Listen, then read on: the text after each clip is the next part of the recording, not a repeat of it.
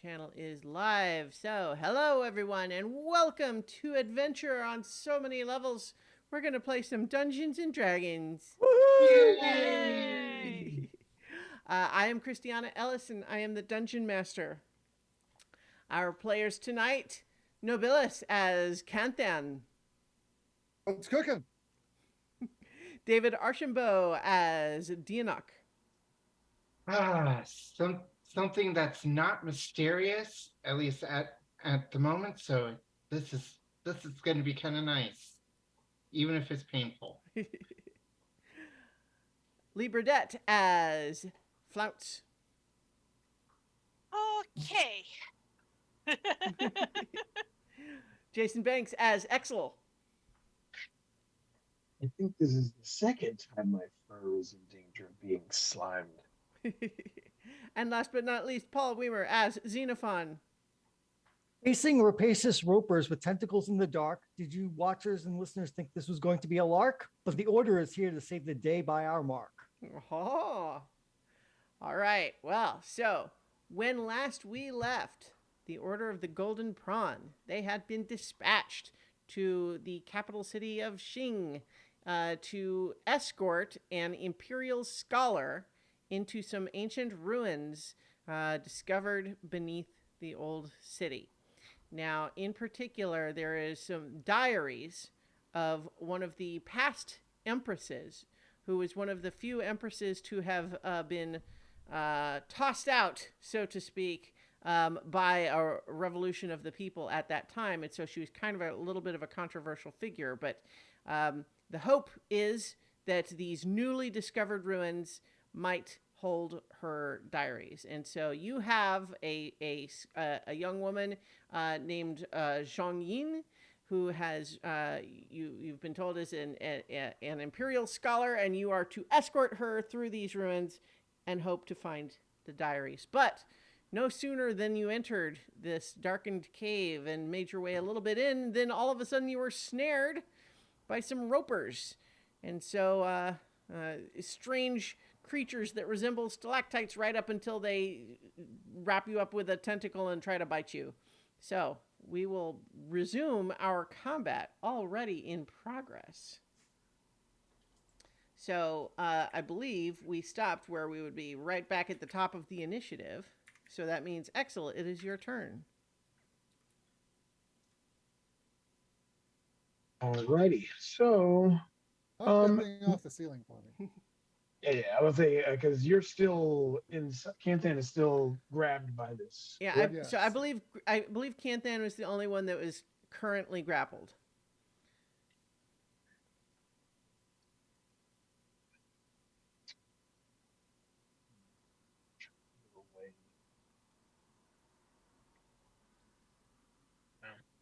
We'll do. You know what? We'll just go with 3 Eldritch Blasts right now. See if I can Okay. push it off the ceiling. First one, natural 20. Okay, well, a natural 20 will hit. Second, and I'll roll the damage. Mm-hmm.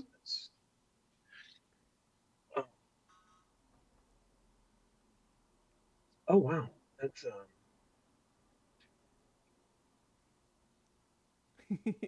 We're not seeing your rolls come up in our little log this time, which is okay. I'm just letting you know that we don't see it in case you. Oh yeah. They do show up in D&D Beyond, though. Uh-huh. Well, that's And then 2 more D10, correct? Because it's double. right. Yeah. So,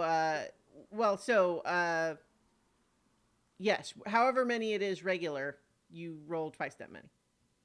Yep. So that ends up being 11 plus. There we go. 28. Wow. Is that total? Yeah. For the first blast, yes. All right. Well, let's see how the next 2 go, because that one was pretty good. And I will gladly push him 10 feet. Well, so this is something that we briefly touched on last time, but I think that a creature which is clinging to the ceiling, if pushed back, will fall. Now, he is actually already kind of in a corner, but I believe that the jolt would cause him to fall to the ground. And so he's actually going to take 2d6 falling damage. And from what I And that's remember, gonna a be 7. 16. From what I remember, 16 does not hit them. Correct. Correct. Yeah. But a 21 will. A 21 will. Yeah, I was just trying to decide if it made sense for it to be prone or not. You know what? I'll because if it's prone, I think So I think the second 2 attacks need to be at disadvantage because you knocked it off the ceiling with the first one, and it landed prone. And it's not immune to prone, so. Nope. 23, and then there's a 16 and a 13. So 23 will still hit, correct? Yeah. Okay. So I only hit one more time. Oh. By the way, take off that I'm sorry, take off the act at 11 because Okay. I doubled the D10, but D&D Beyond recognized I did the crit and doubled that okay. damage for me. Okay, so it should be 17. Yeah. Okay. Well, thank you for being honest And- about that. Yeah, and this one will be 11. Okay. Well, there we go. So it's right back to where it was. And I will push it. Yeah, and I will push it away from. It's Canthan already further. kind of against the wall at this Yeah, point, so it can't really be okay. pushed You're any whacking further. it against But the you wall. did knock it off the ceiling. However, what I'm also going to say is, Canthan, you are in prime position to note just right at the last second that there was a wooden box on the ground below it that is now smashed to splinters when the thing falls on it. That's how these things go. Yeah.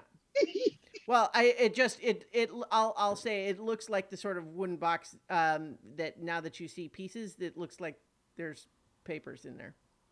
Oh. Yeah, have to clean I'm the not slime saying off it's those anybody's papers. fault. I'm just letting you know Yeah. that happened. Is all. Well, Okay. hopefully magical cleaning will preserve any writing. Well, remove maybe. the- That's So all. you don't even see Well, that that'll be- anyway. But so Axel, are Yeah. you moving or anything? Nope, that's my turn. Okay. Flounce, you're up. This thing's on the ground now. All right, bonus action, Big Bunny. Mm-hmm. I'm gonna. No. Select. Okay. Move Mhm. here, and I'm going to chop and Z with mine glaive. Okay. Attacking with advantage because it's prone. Yes. Mhm.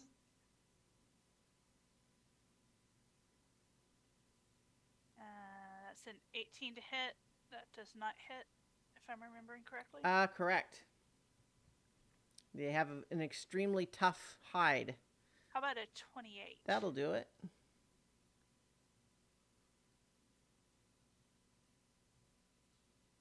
All right, for 7. So that is 7 points of damage. Mm-hmm.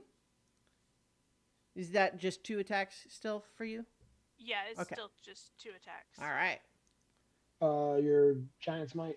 Yeah. Oh, my giant smite didn't yes. roll automatically. Never Mhm. mind. That's all right. Just go ahead All and right, do it. let's go ahead and roll that. Mhm. So full 6. Oh, Nice. there you go. Okay.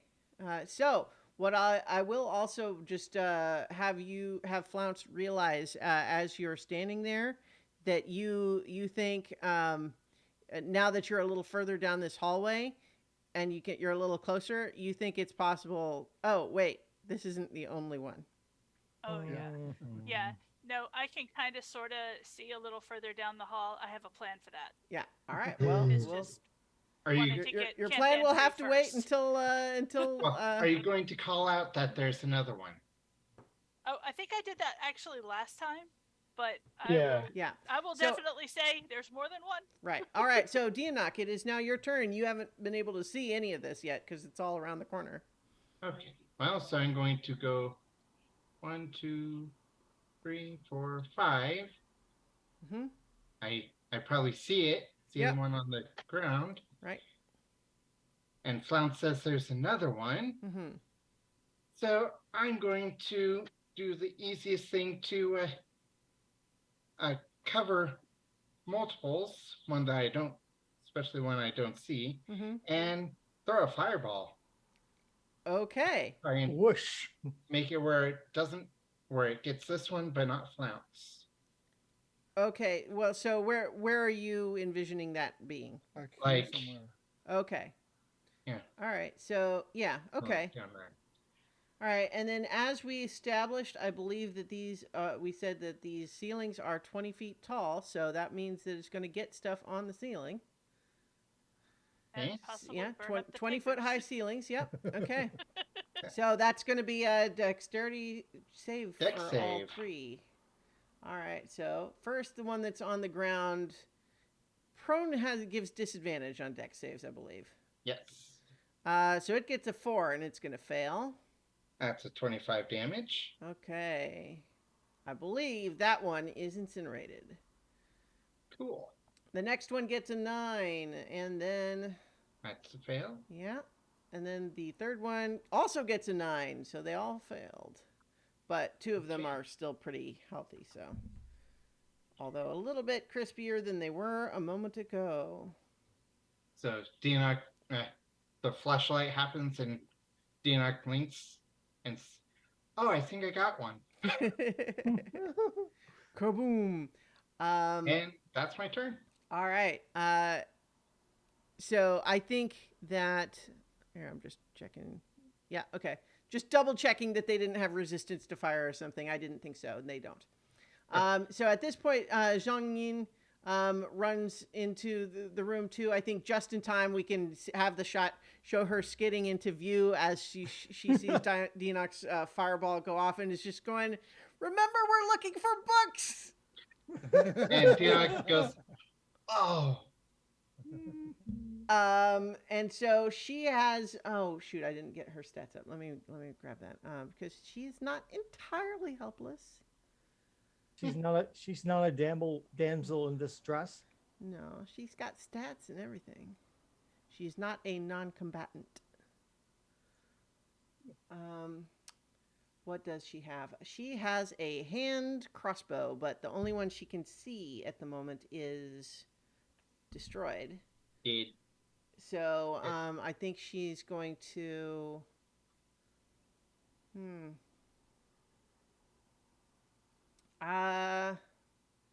I think she's going to hurry a little further forward. So let's see, 1, 2, 3, 5, 6. Yeah, so I think she's going to dash up to like about right here.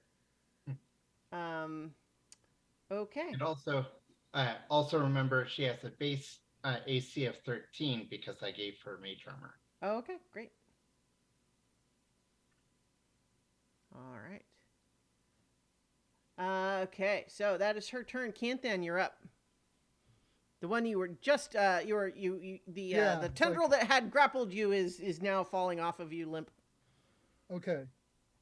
Your strength returns. Yes. And they tell me that there's another one on the other side, so I'm gonna go up to here, and I'm gonna start hitting it. I think it would be prudent to use my fighting spirit. Mhm. So the bonus So- action, I'll do that. Recall that I think what we had said is that with the 20-foot ceilings that you would need to essentially be directly under them to hit them from the Okay. ground. Oh, right. All right. So in that case, I can. This is 30 feet. I can't reach them from there. I'll let you attack with disadvantage. All right. Well, with fighting spirit, it'll be a straight. All right. a straight Yeah, up, because you're kind of having to sort of jump at them a little bit. Okay. They're at the extreme outer range of Exactly. my Yeah. strike. All right. So critical Oh, hit. there you go. I think that'll work. And that's 14 plus 7 is 21 on the first strike. Nice. 23 for That'll also hit. 13 and a 20 for 13. Nice. So in spite of the fact that I am just kind of poking him with the sharp. Oh end, yeah, but you are managing Hitting to him- hit it in yeah. sensitive places, and so it is. You've Yeah. done a lot of damage to it just then. So that is all three of my actions. There you go. Okay. Well, so now it is the Roper's turn again, and I think first this southmost one is going to try to grab you with its tendrils, Canthan. The first one it gets a 25 to hit. That is a hit. Yeah. So once again, you are grappled, and then it is also going to try to tendril flounce, and it gets a 19 to hit. That will hit. Yep. All right. So both of you are grappled, and until the grapple ends, you are restrained and have disadvantage on strength checks and strength saving throws because you feel this tendril sapping your energy. Okay. My And- Giant's Might says I have advantage, so I just be rolling normal. Correct. Okay. And then I think they're both of them are going to try to tendril Zhong Yin, who is the only other one that they would have line of sight on. But I'm going to give her half cover for being behind you, Flounce. That's why, Okay. Big Benny. So let's see. 23 is still going to do it, I think. Yeah, half cover is, yeah. Okay. So all three of you are grappled and are pulled towards them. Oh dear Lord, these things are not fun. 4, 5. And she doesn't take damage from that? No, the tendrils don't do damage. They only restrain you. But because Canthan was pulled close enough to the one that grabbed him, it's going to try to bite him. And it's biting with advantage because... and it gets a crit! Oh no! Oh, dear. Well, I'm too far away to use silvery Yeah. barbs. I Yeah. can't do it. Damn it. So how does... Oh, wait a minute. What? Wait a minute. What? Runic shield. Okay. Runic shield. Hold on. Let me. You have to pull tell that. me what that means. When another creature you can see within 60 feet of you hit by an attack roll, you can use your reaction to force the attacker to re-roll the d20 and use the new roll. Okay. Yeah, that works. Nice. So instead of a 27 critical, it is just a 25 to hit.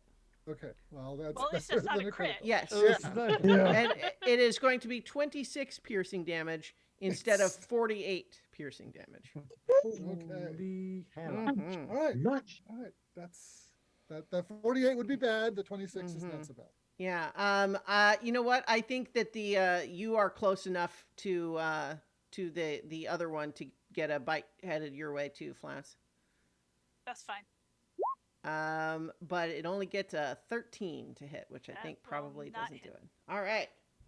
That is the Roper's turn. Xenophon.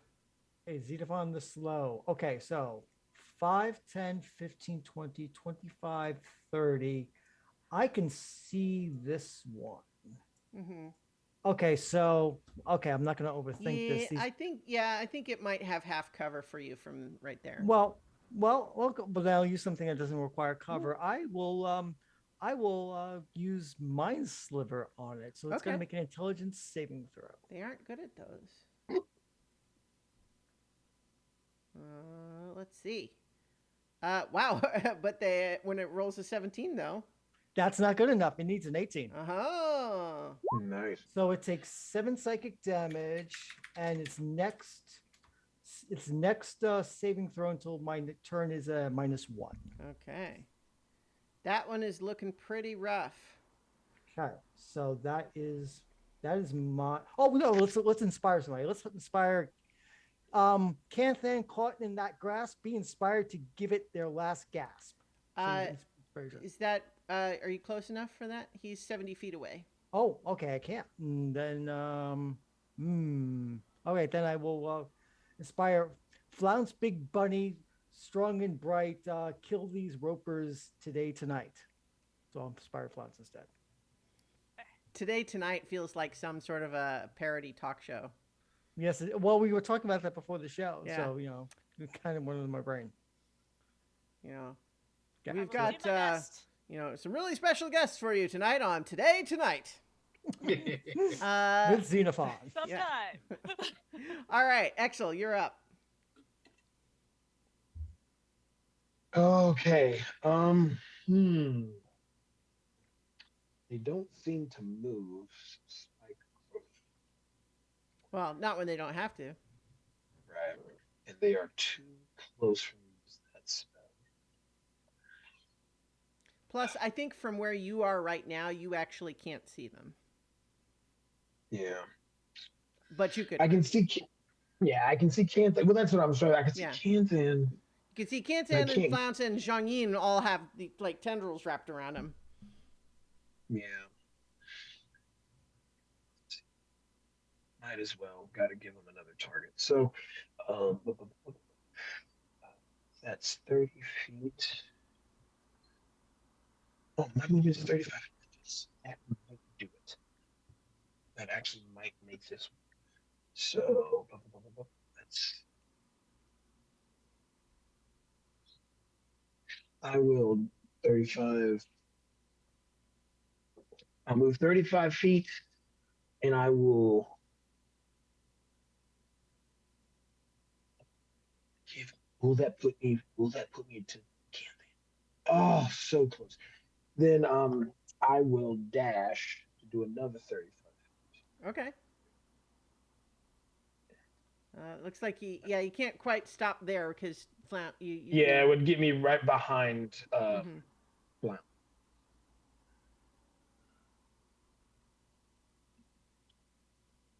And as a bonus action, I will form of dread, and that will be my turn. All right. I got something for you next turn, Form of dread. There should be one of these little symbols that is just like werewolf fangs or something. I feel like that there ought to be one that's like that. But here, I'll do this creepy eye. Yeah, that's even better. All right.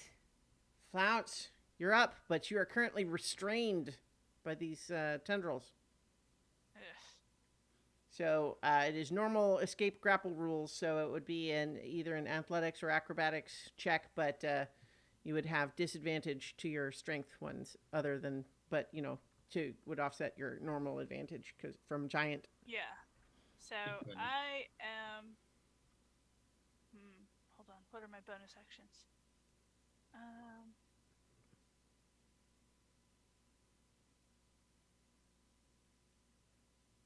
Okay. No, I'm not gonna do that. I can still attack him though. It would be at disadvantage. Okay. Also, he's on the ceiling, but he pulled you close to him enough to Yeah. attack. So you're within melee range. Yeah. But attacks would be at disadvantage. Okay. Yeah, let me get out of this. Okay.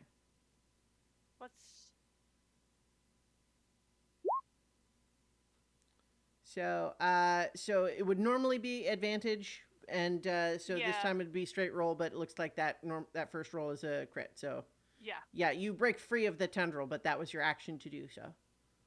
Right. I think movement.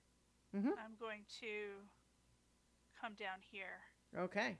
to join Canthan and clear up the doorway so that other people can get in and take their shots. All right. Okay, Dianok. Okay. So gonna go 1, 2, 3, 4, 5, 6, 7. Let's see.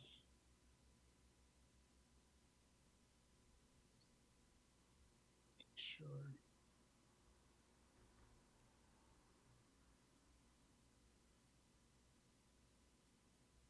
Okay. So if I did lightning bolt, would that be up high above? Or no? I don't think so because it's Okay. only 20 feet high. So at the distance you are, the arc I think would, Okay. if it's a 5 foot sort of effect, Yep. I feel like the angle is off. Like if you were able to do it from the ceiling and have it be straight at them, but Yeah. otherwise, I think Zhang Yin and Exel being in the way would you'd take their heads off. Well then, I'm going to throw acid at this one. Okay. Dex save. Well. At a -1. Ah, yes. So let's see. The deck save is an 8. -1 would make it 7. That is 12 damage. Nice. That one is looking mighty goopy.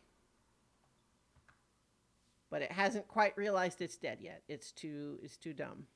So Okay, its gross rock-like hide is dissolving off of it, and its eyeball is looks like it's going to be fallout, but it's still trying to eat. Okay. Okay. That is my turn. Great. Zhang Yin is going to try to break free of the grapple herself. Let's see, what is she good at? Better at Dex than Strength. So let's see. But she rolls low, so she uses her action to try to break free, but is unable to. Canthan, you're up. Okay.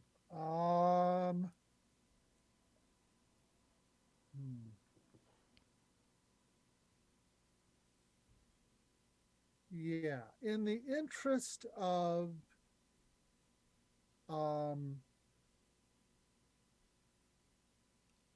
party unity.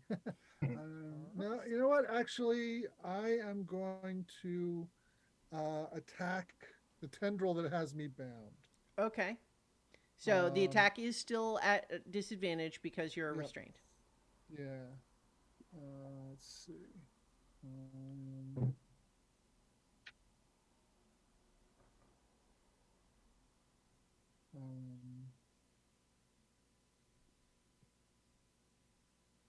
There we go. Okay. 22 A 22 will hit it.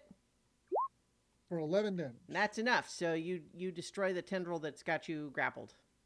Okay. I'm going to step under the thing so I can attack with my full abilities, and start cleaving at it with Spirit Cleaver. Nice. 21 Hits. for 13 damage. 23 for 8 damage. All right. And I'm going to strike with the butt. So I think you don't have the range for that, right? Because that one doesn't have reach. Oh, that was a 5-foot range. Yeah. You're right. That only has a 5-foot reach. In that case, as a bonus action, I'm going to use Second Wind. All right. Wait, I'm only down 14, so it's going to be a bit of a waste now. Let's see. Yeah, for once in my life, I do not have a bonus action that I want to take. That's weird. Okay. Yeah, that's my turn then. Okay. So now it is the Roper's turn. So the one that's got you there, Canthan, is going to try to grapple you again. Okay. Tendril. That's a 25 to hit. I'm grappled again. Yeah, Aye, okay. aye, aye. And then it's also going to try to tendril flounce again. Gets a critical fail. It's going to try again because it has 4 tendrils. 23 for that one. Yep, that'll hit. And then the fourth one, Exel, 15 to hit for Exel. Does not hit. Okay. And so, Canthan, you probably watch with dismay as you see the one tendril that you sliced off and you're like, haha, and then you see it just sort of stick out another tendril. Yeah. Oh, no. Yeah. All right. And then so the other one is going to try to tendril Zhang Yin and Dianok. So. Wasn't Shang-Ying also already Oh, tendril? you are correct. She was. So, but that tendril is occupied, so it only has 3 then. But yeah, so 14 to hit against Axel. Does not hit. Okay. How about a 12? It's also not going to hit. And then against Dianak, a 12. That does not hit. Okay.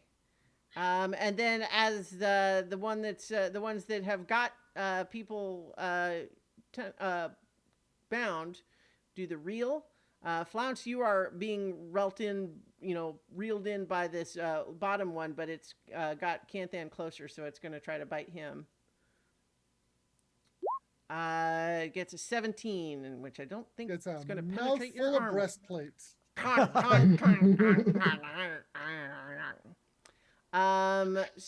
But then Zhang Yin gets pulled in to get bitten by the one that is almost dead. But it's not dead enough to not do 22 piercing damage to her, which is a nasty hit for her. Shoot. Yeah. 5 feet too far. Yeah, I'm too far Well, away. we- She is not out, but she's not doing good. That's a lot of damage for her. I could have prevented all of that damage. She screams in pain. Yeah, I feel bad. All right, Xenophon. Oh, I feel so bad. All right, 10, 20, 30. I can see this one. Let's. It's got our new friend the scholar, so I'm going to mind sliver this thing again. Okay. Intelligence save gets a 16, which I believe, as we established, is not enough. Not enough. So it takes 11 psychic damage. And it that is enough to finally convince its brain that its body is already in the process of dying and sloughing apart. So it just slurps off of the ceiling and splats. Okay, now I will inspire Canthan. Canthan, caught in that nasty grasp again, be inspired to give it their last gasp, my friend. Put that back where they go. There we go. All right. So Canthan gets the dot. a dot. All right. That is your turn, Xenophon. So Exel, you're back up. Okay, so I have a question. Yeah. How many tentacles does this thing have, and can you attack the tentacles, like the ones holding King? Yes. So they can have 4 at once, but if you destroy one, they can regrow it on their turn. But they have 4 at once, essentially. But you can attack the tendril. Alrighty, so then my last question would be, if I have something that can hit like multiple things, like fireballs, can I or also multiple hits of Eldritch Blast, for example. Yeah. Yeah. Okay. Awesome. So then bonus action, so I do not get popped in the face. Well, actually, no, that's a spell. I'll just walk up to it. Boop, boop. And I will use Word of Radiance on all of its tentacles and itself. Okay. Because I can, as long as they're within 5 feet of me. Is Word of Radiance one? Oh, can you not hit Flounce and Canthan? Yep, I can. It's anything I choose to see, or anything I see. Where is it? I'm just because I was going to do it on both of them. You utter a divine word, burning radiance erupts from you. Each creature of your choice that you can see within range. Yep. And did they make a save? Constitution, DC 18. Okay. Wow, it just got an 18, but that's for the main creature itself. The tendrils are not going to make a save. But those... yeah, go ahead and roll the damage. I'll allow this. That is, that's nice. That's 9 points of damage. Okay, so unfortunately, the tendril requires 10 damage to it to destroy it. And so, unfortunately, you gave it a sunburn, but not enough to make it drop Flounce or Canthan. And since I walked up there and I did not use my bonus action, then I will gladly use my bonus action to bunny hop away and not get a fucking attack of opportunity. And I will do that right back to where I came from. Technically, it wouldn't be an attack of opportunity anyway, because this thing has 50-foot range on its tendrils. Oh, good lord. Yeah, that's why it's been Um, hitting us from so far away. Well, Oh, see, was that like fif- oh. ropers are especially dangerous when the ceilings are higher than here. Like because if it's 40 feet in the air, it And it can drops attack you. you, and then it pulls you back up, and then if it lets you break your grapple, suddenly you're falling 40 feet. Yeah. But in any case, not to say that they haven't been dangerous to you already, but just saying, Oh yeah, could have been worse. but if it's got a 50-foot reach, then I'm not gonna worry about jumping out of the way Yeah. because it'll get me. I can't jump that far. Yeah. All right. So, Flounce, you're up. You are once again restrained. Hey. Hmm. I mean, if you're confident, you could try what Canthan did, which is use if you can break the tendril with one attack, you still have the other one.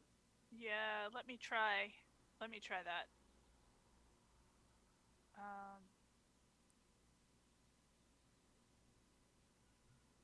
And that's a 23 to hit. That'll hit. Or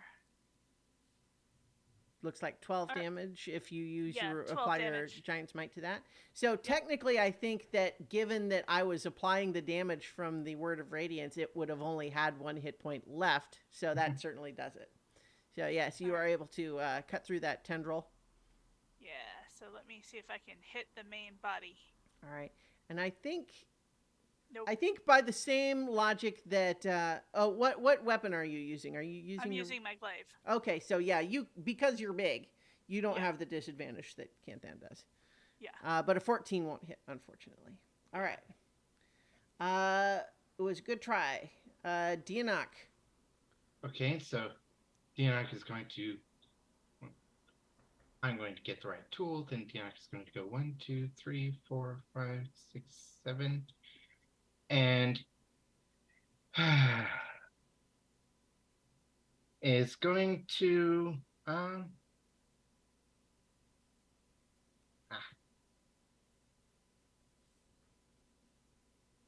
is going to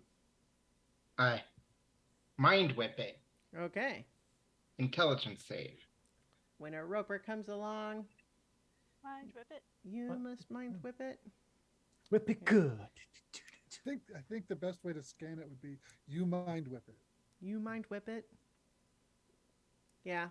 Yeah. I was That almost sounds kind of best. going for the poor scan on purpose, but you're right. I think that if you're wanting it to scan, yeah. But certainly a 7 is probably not gonna 15 damage. All right. It doesn't understand why its head hurts. I mean, it understands why it's when it's getting poked with sharp things. It knows why that happens. And for that, Dianok's eyes flash and they say, "Die!" Mm-hmm. Well, it doesn't yet, but it does have a nasty headache. All right. It is Zhongyin's turn. I think that she is she's kind of crawling backwards on her butt a little bit, but she is going to fire her hand crossbow up at the remaining one there. It's got spunk. Only gets a 9, unfortunately. So, yeah. Oh, you know what? Yeah, no, I was going to say she gets 2 attacks, but not with the hand crossbow. All right. So that's her turn. She's in the like bleeding pretty bad, but not like in a mechanical sense that she's actively dying. It just means she's hurt pretty bad though. Yeah. So, I think actually she's going to go ahead and finish crawling around to not be in line of sight with these things. yeah. Yeah, Okay. I'm gonna makes go heal. sense. I'm gonna go heal her Yeah. this round. Okay, that's her turn. Canthan. As a bonus action, Mm-hmm.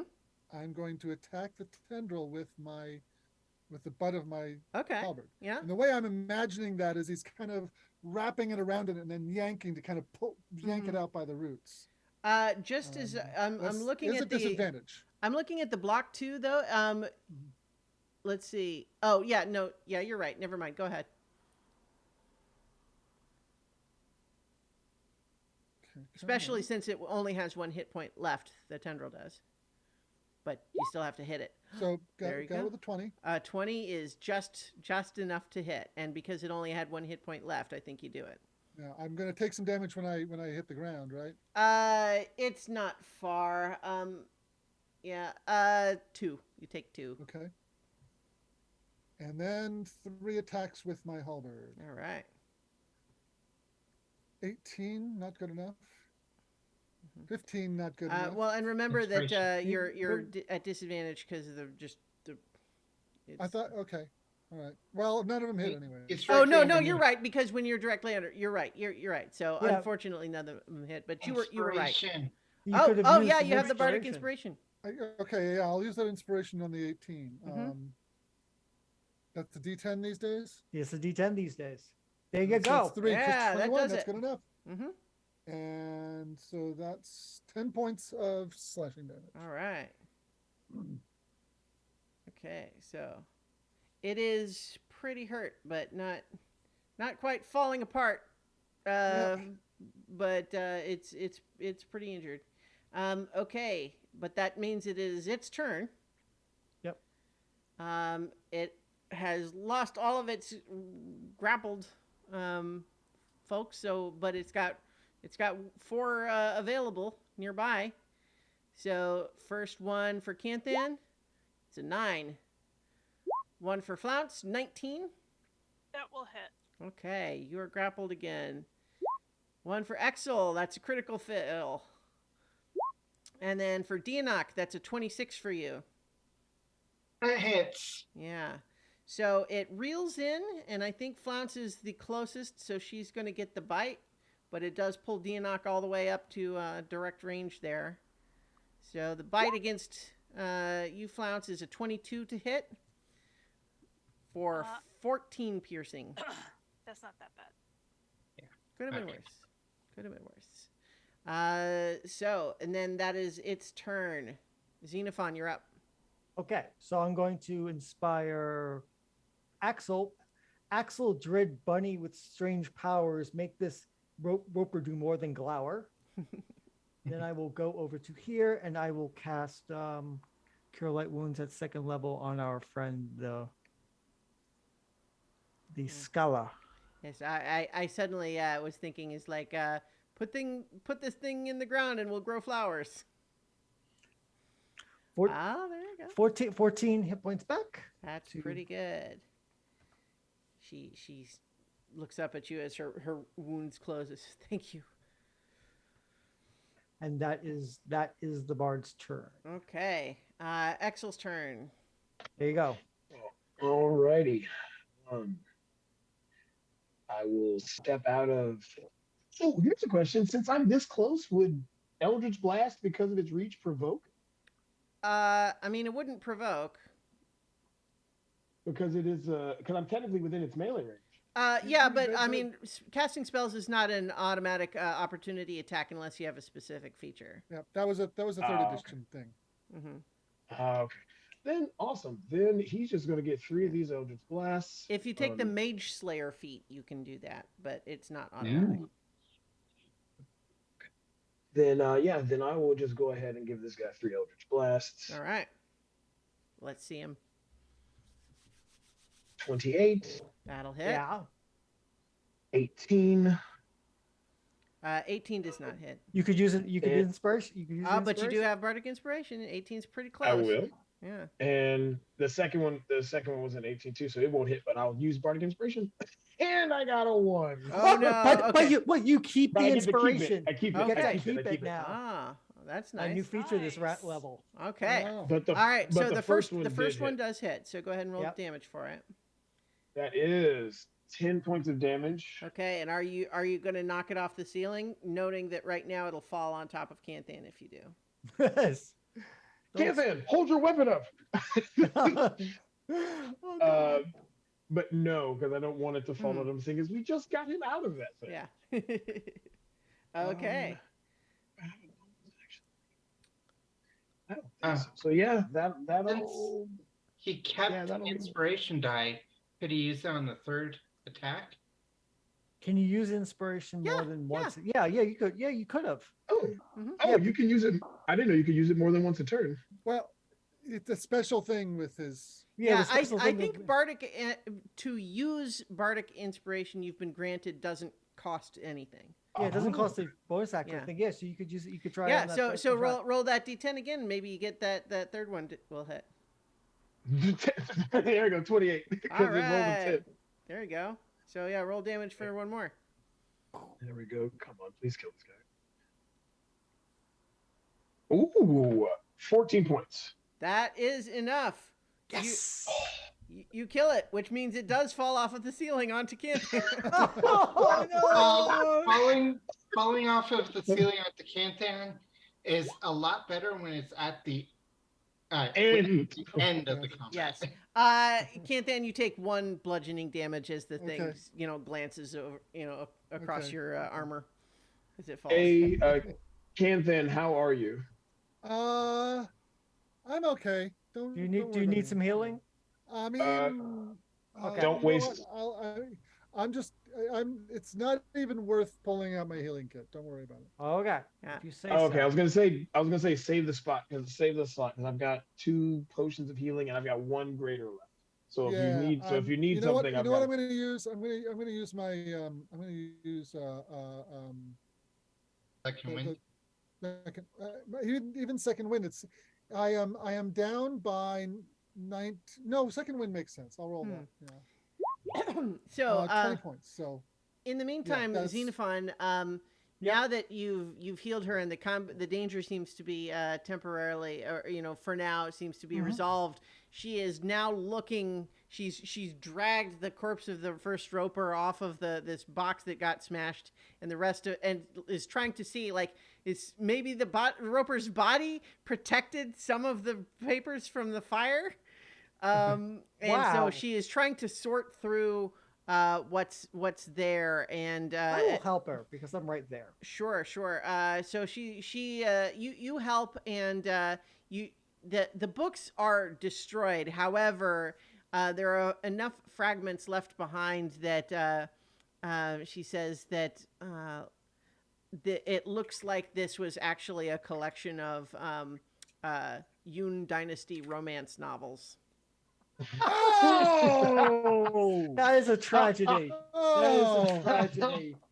Oh, So How are we? Can we- Sergeant Hayer lived in vain. can we mend them? Can we mend them? Does someone think- There's a bunch of it is completely destroyed. You have like little bits and pieces, but she is like, so she's relieved that we didn't just already destroy the diaries, but at the same time, I understand we are all in danger, and sometimes we need to do what needs to be done, but do recall why we're here. yes, I'm sorry for my Higher. recklessness. Well, I perhaps this was a good opportunity for us to go over the rules of engagement. We hadn't really discussed it, I suppose, but so just a thought, just pointing it out. Fortunately, nothing lost here. But so just as a reminder, this room that you're in right now, crumbling plaster walls, rotted bedding, and broken clay pots suggest this long chamber was once a series of sleeping quarters and storage spaces. Stray yellowed bones litter the dirt floor. Makes more sense now based on the ropers. And then, of course, looking through various bits and stuff along the walls here, you find some cracked hair combs, earthenware teacups, other worthless items scattered through the area. You suspect that if you were to take some time searching it more thoroughly, you might find something worth something, but most of it's junk. Theonarch's going to collect a couple of the smaller bones or bone fragments. Okay. Yeah. Can you shrink Flounce back up? Thank you. And she's gonna be. I thought I saw another corridor back up to the north. I'm gonna go check that out. Well, you're also standing by one. Yeah. So, But- I mean, you tell me what you want to do. You could, but yes, there was another way to go to the north end of this room, but you're also standing by an opening. So, you tell me Right. what you want to do. But I just Give- wanted to peek through to see if anything's coming behind us. okay, yeah. Give me a second, guys, and I can Well, so scout just out some stuff. briefly, while you are looking through, like where you were, Flounce, and where Canthan is now, looking into that large room, you see huge shards of wood showing traces of paint litter this area, along with rusted farm tools and ancient bones. The hard dirt floor is gouged in several places. That's what you can see kind of looking into the room from where you are. Yeah, Um, I was gonna say, be careful, Florence. I can summon a beast to go do the scouting for us because I can talk to it. Yeah. And so, Flounce, what you can kind of see through the narrow gap there is that you see a room that has an altar and a decaying tapestry on the north wall. That's what you can see from there. All right. So, all right, I'm gonna bounce back down and say, there's up to the northwest.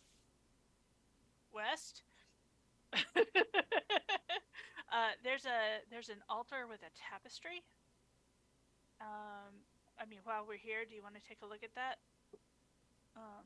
I think our new scholar friend might be interested. Yeah, well, that's what I was trying Yeah. to say. It's like, And so I think she says, I imagine we're going to check all the rooms until we find the diaries. right. So I don't have a particular preference which one we do first, but either way, I'm going to let you go in first. It seems like it That seems to was be the more right first call last Of time. course. Yes. Of course. Let's go check out the room with the altar and the tapestry. And Dion would like to go. It's gonna just go up to Sungji and say, Zhang Yin. Zhang Zhang Lin. Zhang Yin. Zhongli. Zhang Yin. Yeah. Zhongli. I do feel sorry about the wounds. If my tactics were better, I would have been able to prevent them from you. Well, I think this is it's we're all reacting in the moment, and fortunately I've been healed somewhat, so I don't fear overmuch for the past, but certainly to whatever extent we can prevent future wounds, I'm interested in that. Yes, I will try and stay within range of the ability I was going to use. Okay. I'll stay close too then. As she walks away. No, I mean you're all going this way, so. Yeah. All right.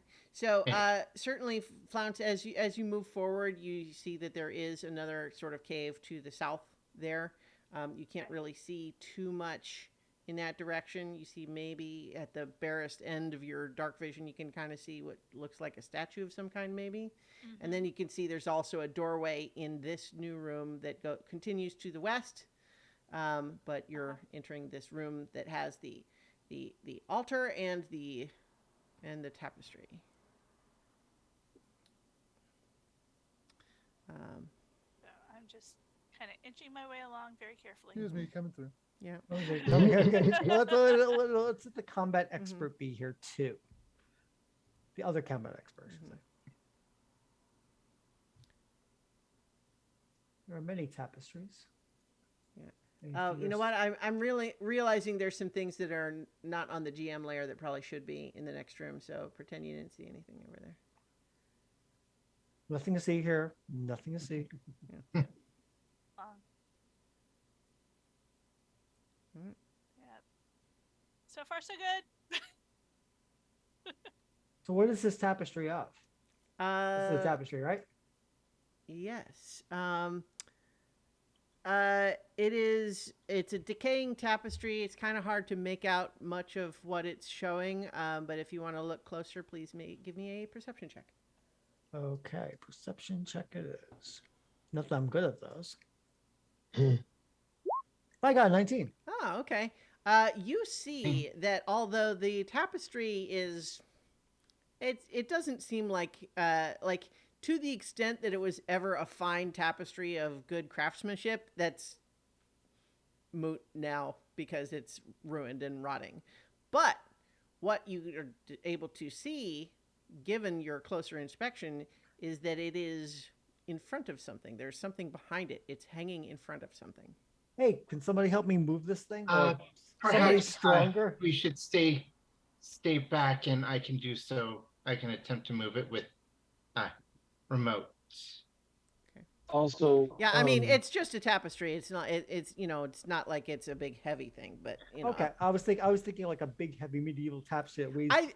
I think it might be more than Mage Hand can do. But Dianarch is at least gonna try and move move a little bit if there's anything. I mean, I think you can kind of pull the corner of it, but a little bit. So, but like, I think it's like a big curtain. So it's kind of Mage Hand is not quite enough, but it wouldn't take much more. Okay, so Flounce will come up and move the tapestry. Okay. As you pull the tapestry back, you see that it is covering a mirror. Please make a charisma saving throw, Flounce. I am not great at those. I was the right person in this meeting. Oh, it was almost a 16. Okay. It rolled over to an 8. No. Is this 1 second? Is this a? Is it a spell? Is It is well, I mean, It's not a spell. yeah. So essentially, all of you watch as Flounce is sucked into the mirror, and as that happens, out pops a youthful-looking, athletic dwarf wearing coarse silk robes, and she is just pops into the room and is just like standing there, dazed, like she's not sure what happened. Crap. Flounce will come to you in a moment, but you are safe fish for the moment. Okay. I'm going to pull out my carpet of flying and give it to our scholar friend and tell her to ride this, and if things get hairy, leave. Oh, okay. Am I all right if I just sort of hold it? You want? Some of these caves are a little narrow to try to fly through. Oh, and I do it in a way like I flare it out so it hovers like beside her. I appreciate it. I will if you want me to.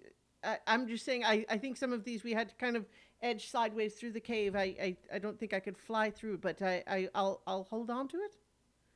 Do I need to know the word or something? No, because I don't think so. Does there a word? Command word. Yeah. Okay. Yeah. I tell her the command word. Okay. Yeah. And this I'd have will to be pull your up the getaway. other adventure to remind what it was, but. Perhaps. But yeah, so this dwarf is just still standing there, like, huh? Who are you? Where did Flounce go? She kind of blinks and looks at you, and she says something you don't understand. It sounds vaguely like Xingyu, the dominant language of Yongjing. But she says it, and I think you can kind of get the sense that like she didn't understand what you said either. But Zhang Yin says, "Oh, she's speaking kind of an ancient dialect, which I suppose might make sense if she lived at the time that these ruins were new." She says something in Xingyu, and the dwarf, who was starting to look like afraid and concerned, is at least like pacified for the moment, and she just says, I just told her we weren't going to hurt her. I mean, I can probably translate for her." Oh. Dianarch is going to motion for the dwarf to move away from the mirror. Okay. And Zhang Yin kind of like nods, and so she does. She comes away. And then Dianarch is going to scoop go to here and try and cast Identify on it. Okay. So that'll take a minute, but you can start. This will on take that. some time, but Okay. Looking at the mirror, do we see anything in it? So I think right now, I mean, I think.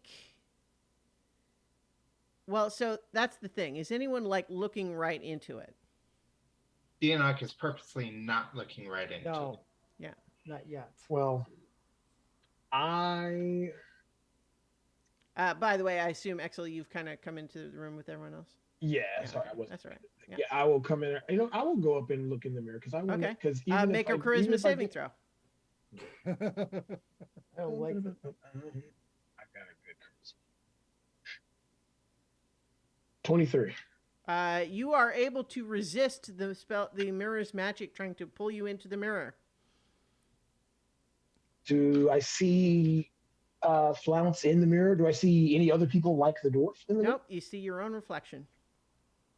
You did feel it try to suck you in, though. Yeah. Axel says, "Don't get closer or look at this. It's something about it." As you do that, as you were doing that, and you were saying, the dwarf is looking alarmed, and she's like trying to she's gesturing to people to not go near the mirror. Zhang Yin says, she says it's a mirror of life trapping that has been adapted, and so the dwarf is saying a lot here, and so Zhang Yin is kind of trying to translate, but also still follow. So she was apparently the favorite spouse of the Mountain Cloud Empress, and.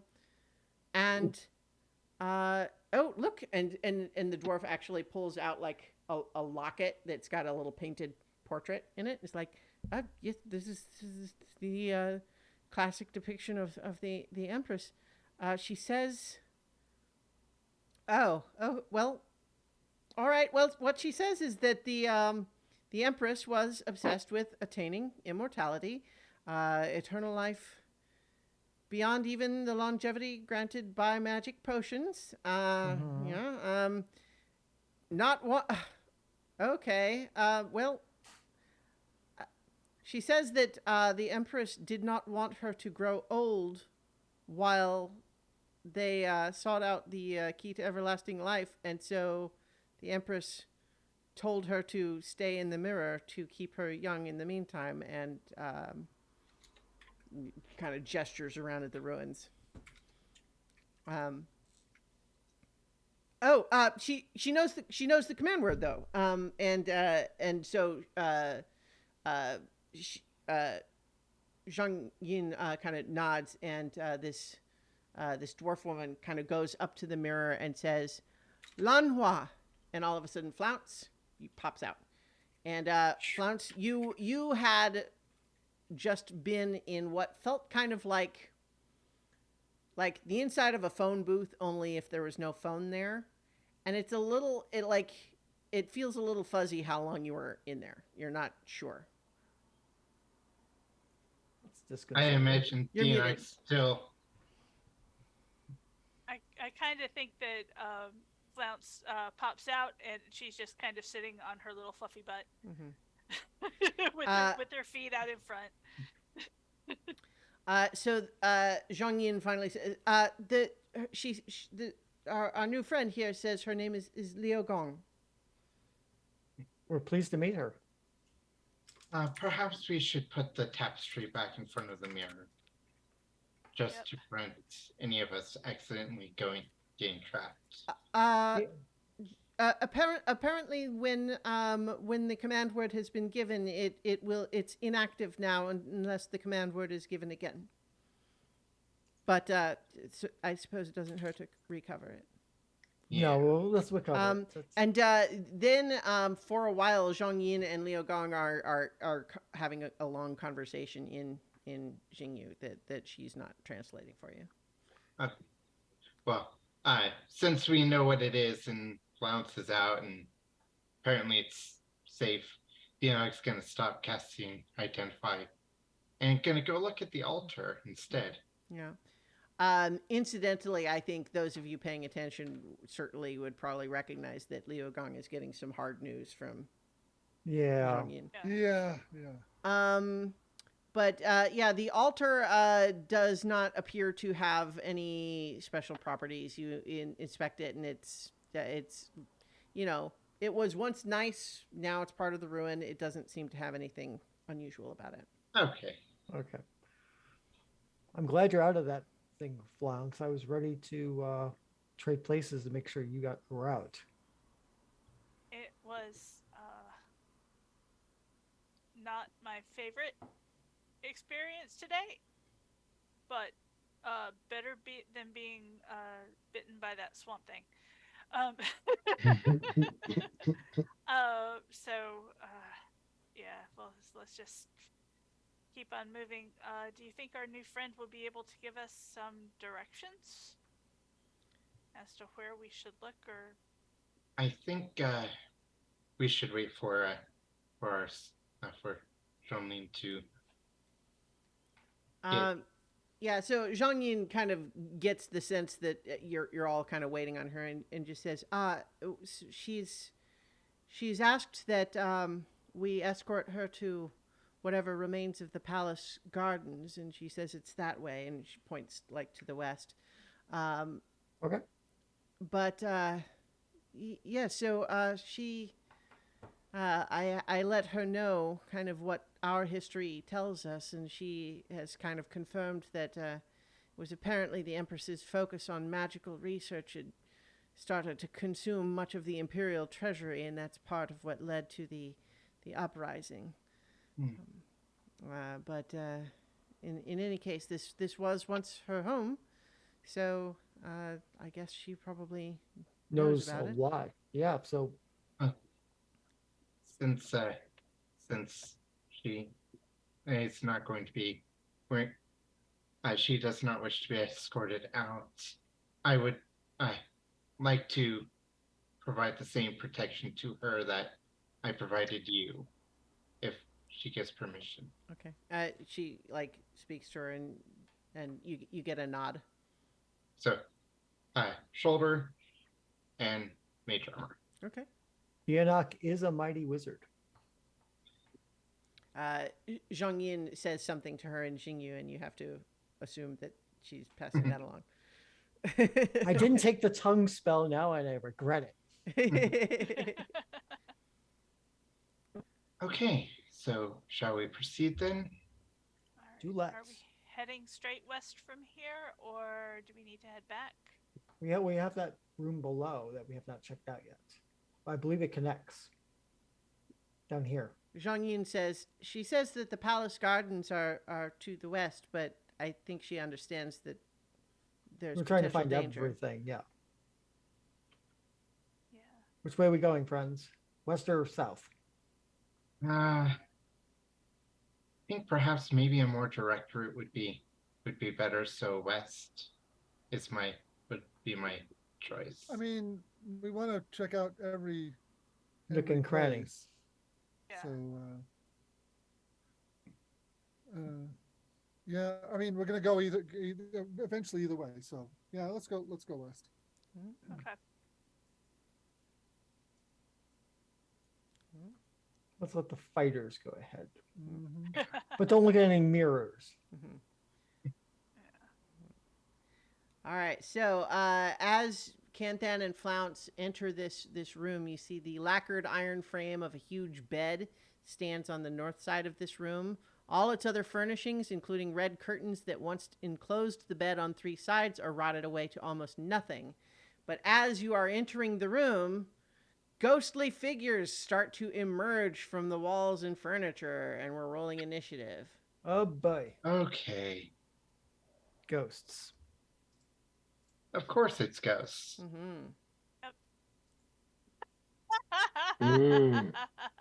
Okay, you got the terrible initiative this time. Yes. I mean, 13's not great, but it's still not 6. That's with a +5. That was it. Yeah. Critical fail on Xenophon, you initiative. go before Dianok. Oh, yeah, that's slightly.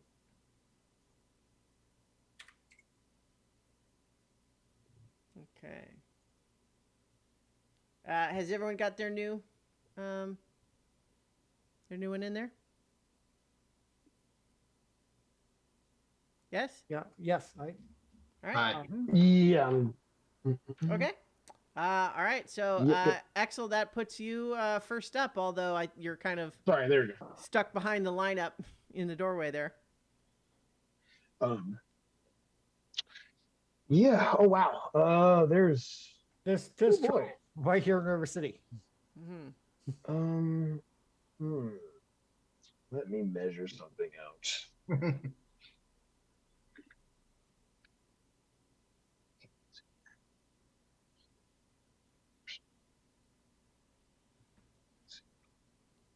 So 20.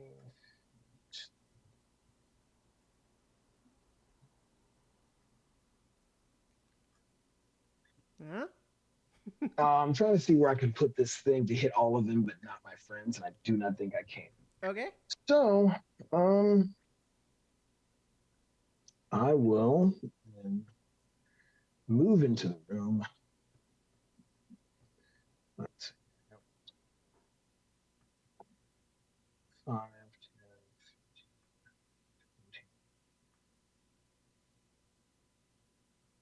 20.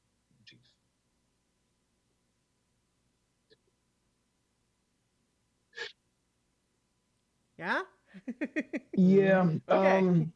Yeah, this will probably be it. And I will use Word of Radiance on the 2 nearest.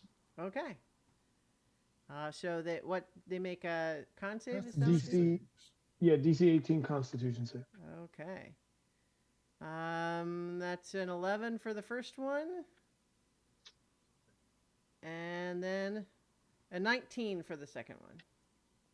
He passes. And I'm pretty sure that's because of the cantrip. I'm pretty sure it doesn't take any damage. Well, if I believe that's correct. If Yeah. that's usually the case. So the one that passes wouldn't take any damage. But it takes 16. The one who failed does take 16 points of radiant. Okay.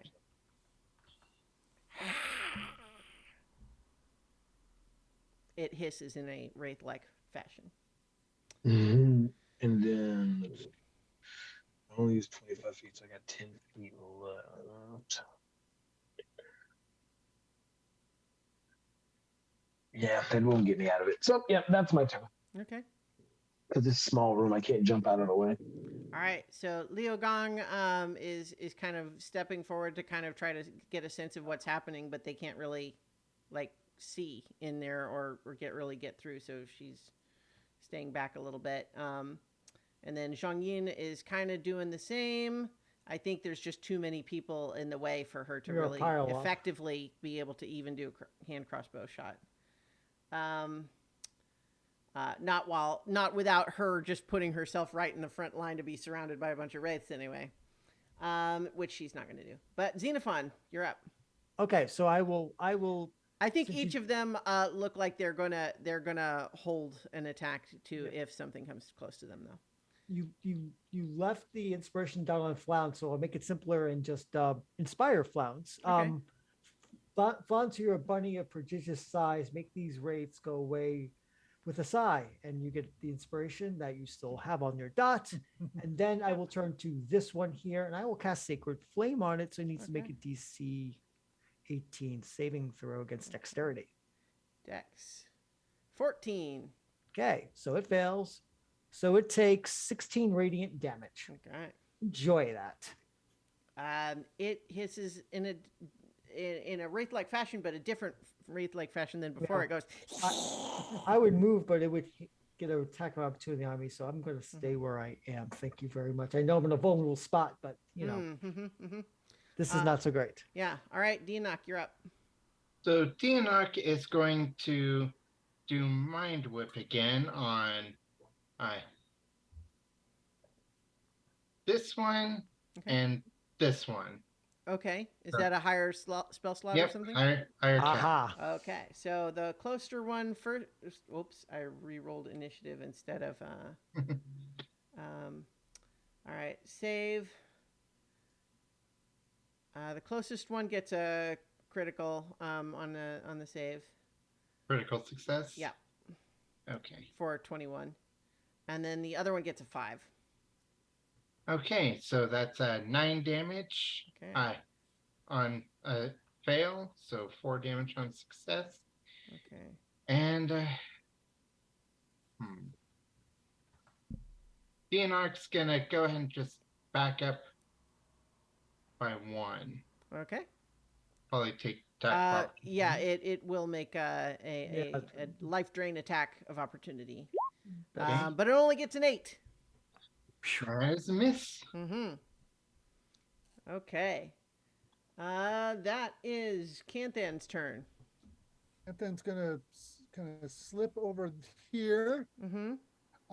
As a bonus action, I'm going to take a smack with Spirit Cleaver at the one that's next to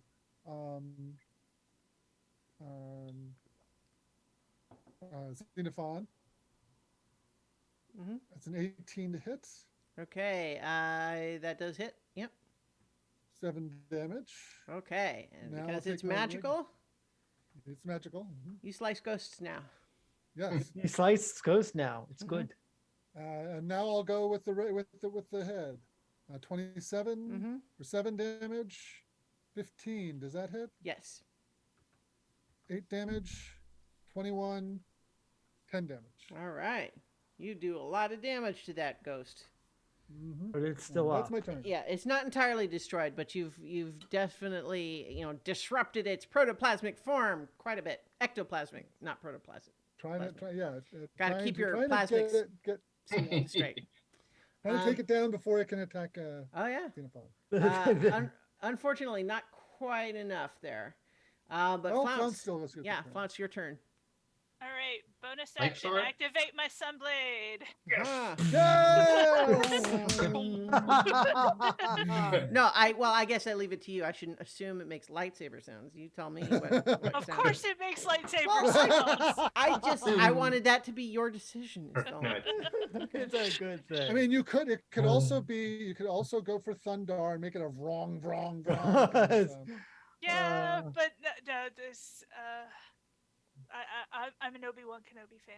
Old school Okay. Obi-Wan You Kenobi could have it fan. make bug zapper sounds. There are many ways to have a sunblade. Yeah. Yeah, no, the lightsaber classic. Mm-hmm. All right. All right. So Kente made a good point. So attack with the first attack against the one to my right. Okay. Protect the squishy bard. Mm-hmm. Yep. Well, or for that matter, just if you take one down first, is one less that gets to attack the next round, right? Yeah. On their turn. Okay. So 27 So- certainly hits. Yeah. Yeah. So here's the thing. Mhm. I double hand these. Yeah. So it's a 1d10 plus 6. Mhm. But because it's undead, it gets an extra d8 Correct. of damage. That's right. Okay, so let me roll that. So that's just 12 straight damage. Mm-hmm. And then I'll roll an extra d8. But I had a D8. And that's Yeah. another 6. So 18 total damage on that one. You annihilate that one. You Woo! cleave it All right. through, All right. and it is destroyed. Second attack against the one to my other side. Mm-hmm. Let's see. That is a 17 to Hits. For that one's not quite as good. It's a 9, Mm-hmm. and then d8. Oh, well, 8, but- so still I think so. 17. yeah. Yeah, you your sunblade does substantial damage against these things. It's clear. Yes. Does the radiant seem to be doing more than? No, it's not that it's not about being radiant, but it's about it being a holy weapon that does extra undead damage. Yeah. Yep. Okay. Anything else for your turn? No. Well, hold on. Movement. Yeah. I'm gonna boing over to here. Okay. Just so you know, the one you hit second cannot take reactions. So.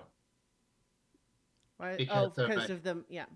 Well, but her hop doesn't do she- So you don't have to Well, use. I can't use the hop because I've already used my bonus Okay, action to well- activate the Sunblade. So in any case, she doesn't move out of its melee range anyway, though. Okay. But Yeah. good to remember that one. Yep. Here, I'll put a dot on it to that effect.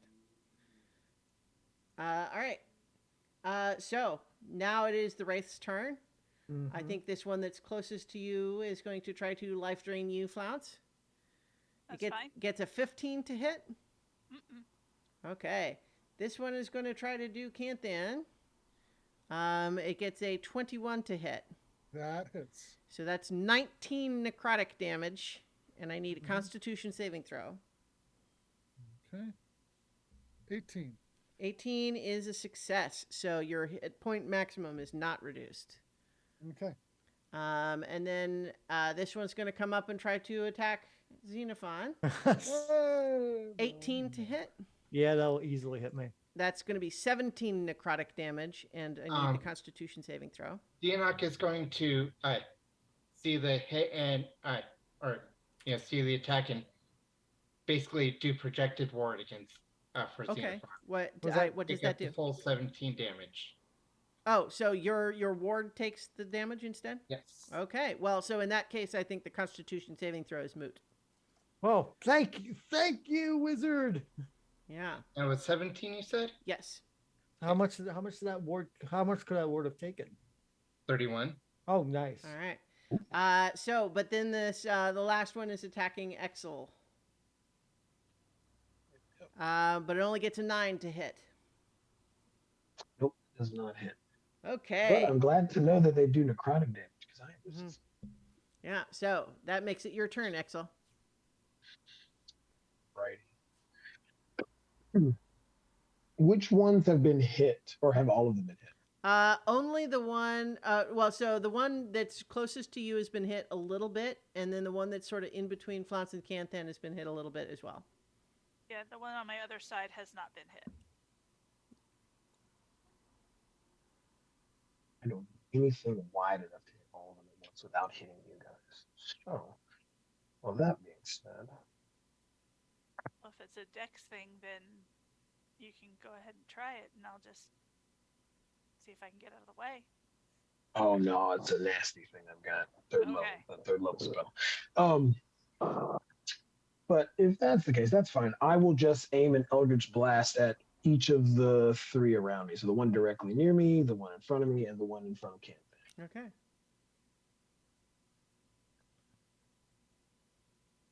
First one does a 24. Yeah, 24 hits. I'll take 7 points. Okay. Which was the first one? The first one was the one. The closest one to me. All right. So 7 points. Is that what you said? Yep. All right. And then the one in front of me, it's a 23 to hit. Okay. I thought that was the one that we just did. No. Oh, so you can say that was the one. Okay. No. Okay. One. I see. Okay. Yeah. Yeah. So 23 certainly hits. Yeah. And then 10 points to the next one. Okay. And then the last one. It will roll for me. There we go. Okay. Ooh. 12? A 12 does not hit, unfortunately. Okay. But yeah, that's my turn. Okay. Let me move first. And I will. Yeah, and I will go ahead and provoke it. Okay. It is Liu Gong's turn, and I think she pushes through, seeing what's happening now, and she kind of just pushes through to here, sees the ghosts, and she's holding up her hands in dismay, and she's saying something in Xingyu like you get the feeling it is something to the equivalent of stop, what are you doing? But she seems upset. But that's what she does. Also upset at the ghosts. I mean, you tell me if you think you would. Yeah. No, I don't think I have any clue. Yeah. And Zhang Yin's turn. She's kind of looks like she maybe feels responsible for Liu Gong a little bit. She's kind of moving through, but she's also not rushing to it.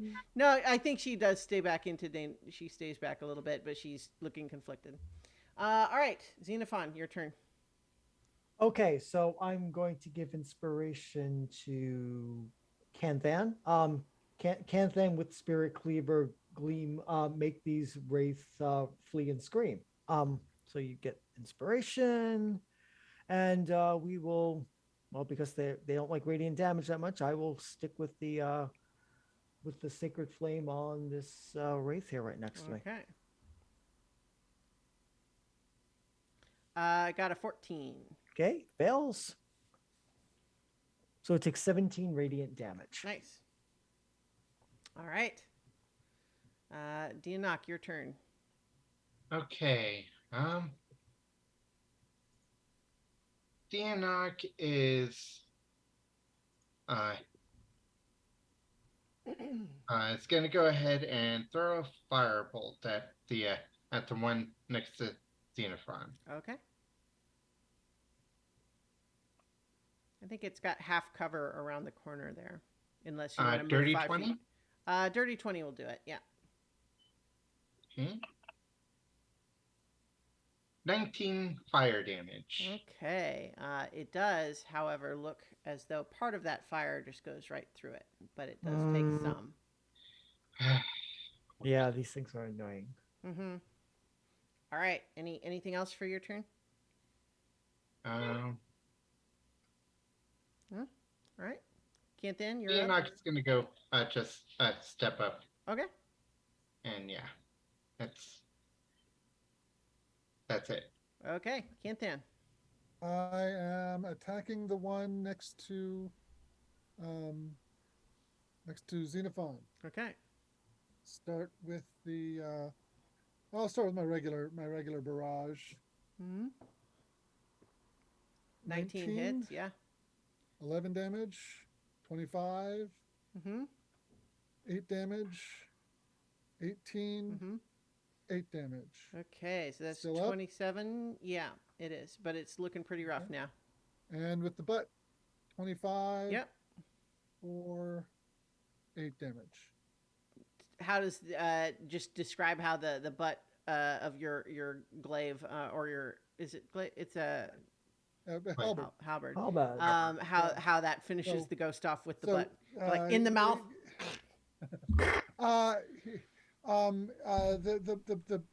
He's been twirling it over his head because it's a close range, so he's got it, in the middle.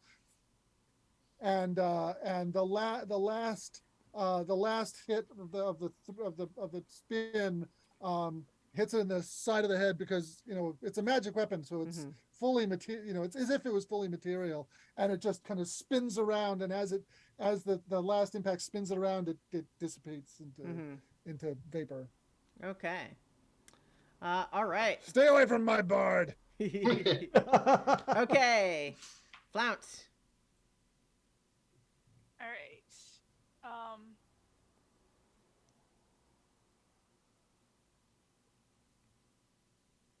Hmm.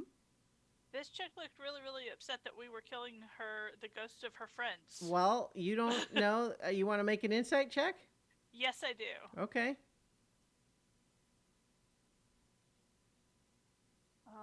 22. You think that she was upset that ghosts of her former servants are attacking now? They've turned into vengeful spirits. Okay. That's a Okay. different thing. Okay, that's very different. Okay, so this one Mhm. between me and Exel, Okay. is the only one that hadn't been hit yet. Correct. So I'm going to hit it with the Sunblade. Oh. First All right. attack is an 18 to hit. Yep.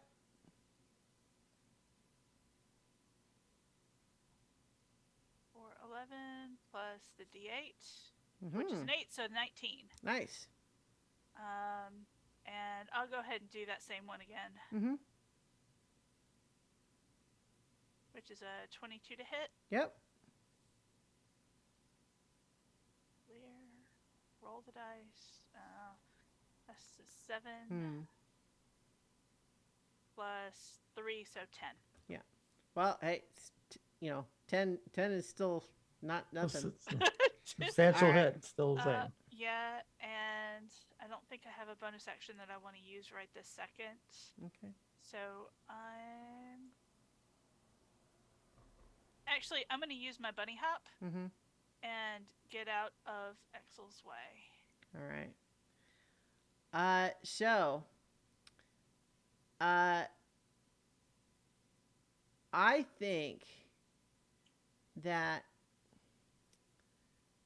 the you notice that when you activated your Sunblade, I don't think I reflected this in the last turn, but now that it's been up and they've been in the light of the Sunblade, which is explicitly sunlight, the wraiths are reacting to that. They don't like that at all. But what effect that has in this circumstance is that they are moving through the wall, into the walls. And this one emerges here and is going to attack Dianok. Okay. Gets a 25 to hit. That hits. And it's going to be 25 necrotic damage. Yeah. Okay. And a Constitution saving throw. On save. 16? A 16 is a success. So your hit point maximum is not reduced. Okay, so you said 25, correct? Mm-hmm. Okay. I'm gonna just... This one is doing the same thing, but it's going to attack Zhang Yin. But it gets a critical miss. Yay! Yeah. Protect our scholar. This one is fleeing also to some extent, but it can't quite get as far. I think it gets up here and it's actually gonna... It's got three You know choices what? of its You know what? No, I think it goes around this way, and you don't see where it went. Okay. Gonna say, if it was running towards Canthan could have Sentinel. You know what? I take it back because it can dash, so I think it emerges out back into this room again, but it dashed to do that.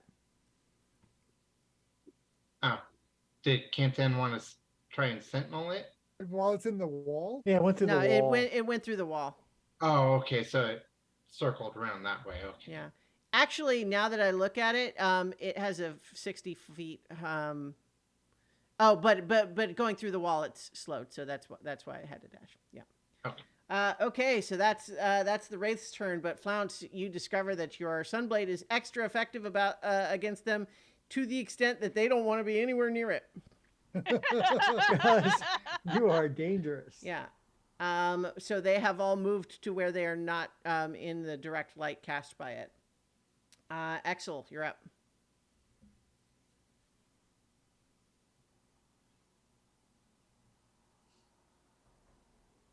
You're muted. You're muted, Jason. Yeah. There we go. I was gonna say I do not like that they're going against our scholarly friend. Yeah, she's in trouble right now, actually. I mean, she, some of those hits have enough to potentially, Figure it out. yeah. I'm trying to think if there's a way. And you said the ceilings are 20 feet high, correct? Yes. So if I have a spell that is a sphere, Uh-huh. and I can create it in any space within range, can I put it high enough to where it wouldn't hit her if she does? What's the radius of the sphere? It's a 20-foot sphere. Well, so just 20 foot. if you put it at the ceiling, it would still get to the ground. Right. Not to Then I mention can't put it people are in- not, like people are tall too, right? So Right. Yeah. Is the passageway between the two also 20 feet, or is that? it is lower? it's 10 feet tall in the doorway. Okay.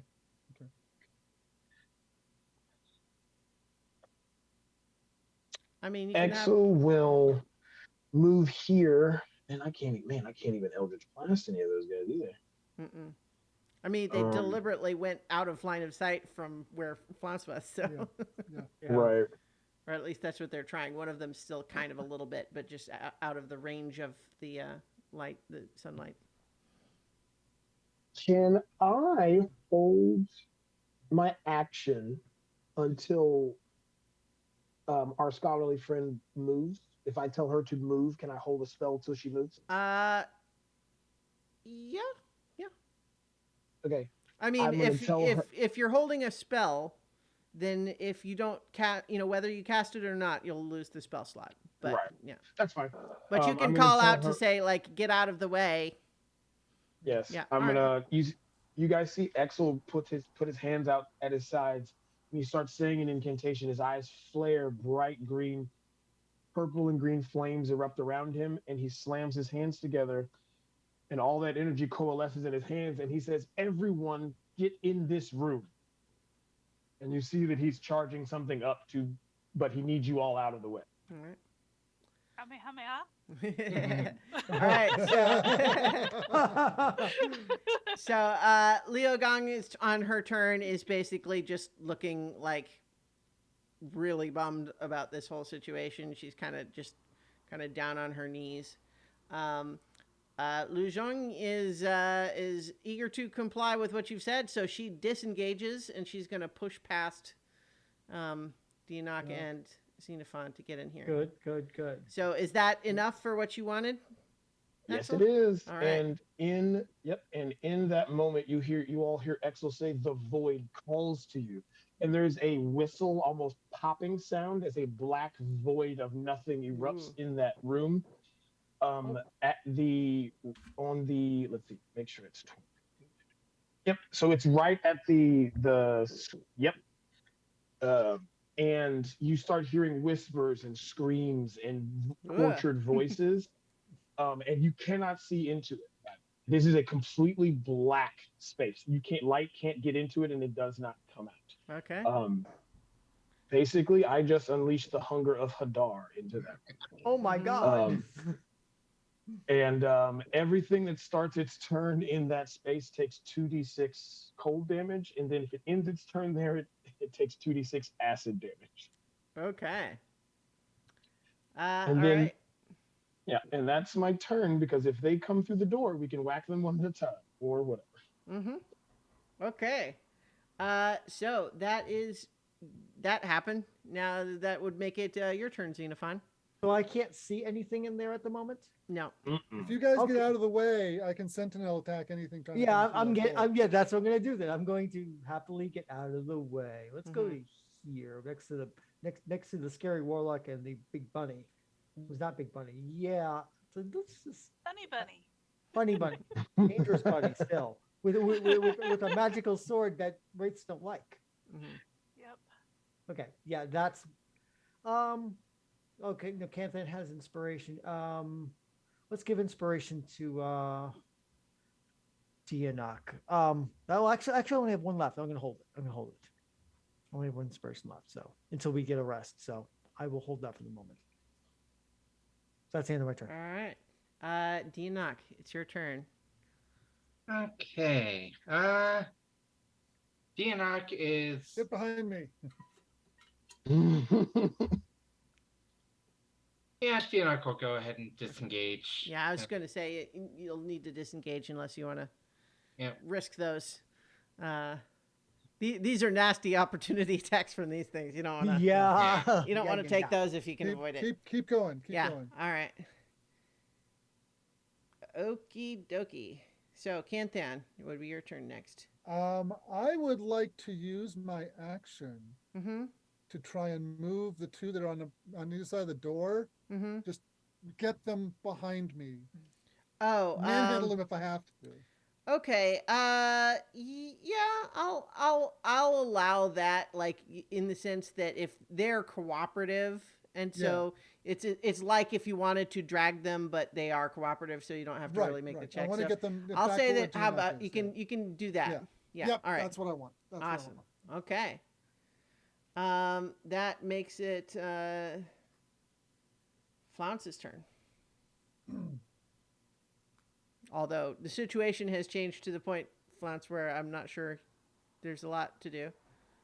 Yeah. There's going to be plenty to do. Come up next to me because there's going to be, they're coming after us. Mm-hmm. I'm sure. Okay. Okay. Come up to my left there. Just Yeah. that's yeah. Mm-hmm. Yep. And I'll ready an attack if somebody comes in range. Mm-hmm. Yep. And hold my action. All right. Can you remind me? Well, hang on. I can do this myself. Just a second. I want to just check the stats for something. Yeah. How far the sunlight extends? Well, maybe. Maybe. And maybe also, So it is 15 feet by default, but you can use an action to make it bigger. So you tell me if you, because you didn't use an action this turn, so you. Oh, she's going to hold an action. That's Yeah. Well, yeah. So All right. I think the hunger is. I don't want them to retreat out the other way. Right. Okay. So, you're holding your action? What are you doing? All right. I'm holding an attack in case one of them comes within melee range. Okay. So that makes it their turn. They are starting in the Hunger of Hadar, so they go ahead. What they start with the cold damage? I think you said. Yep. Do they need to 2d6 cold. Do they make a saving throw for any of that? No, they make a saving throw, a dex save if they end their turn in it for the acid damage. Okay. So go ahead and roll the cold damage. 6 points. Okay. They are resistant, but they will take, the 3 each. And you all see as they get hit by something or whatever, you hear slurping sounds, and these are loud. Like, no, these are loud. Like, you hear this 30 feet away. Like, these are loud, gross sounds. This is creepy. Yeah. What are you talking about? Yeah. This is Excel. I mean, come on. Yeah, I of know. course it's creepy. I mean, the guy doesn't even breathe anymore. All right. No. Oh, you noticed that too, didn't you? All right. One of them comes out of the wall right here, and it's going to attack And- Dianok. I will use if it's coming out of the wall to my right, Mm-hmm. then it can get there without getting sentineled, but I'm still going to attack it. Okay. Yeah. 29 to hit, Hits. 15 damage. All right. It's beat up, but not down yet. And it's gonna attack Dianok with life drain. But it's at disadvantage. It gets a 10 to hit. That misses. I figured it probably would. Well, I wouldn't even hit the bard.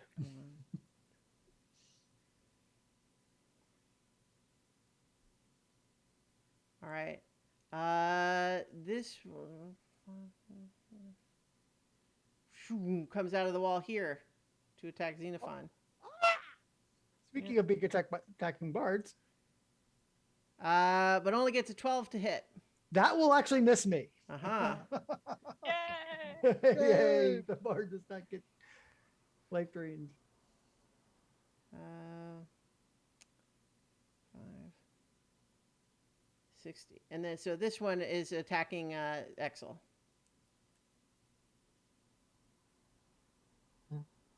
And it gets a crit. Oh, It actually Ready rolled. shield. Huh?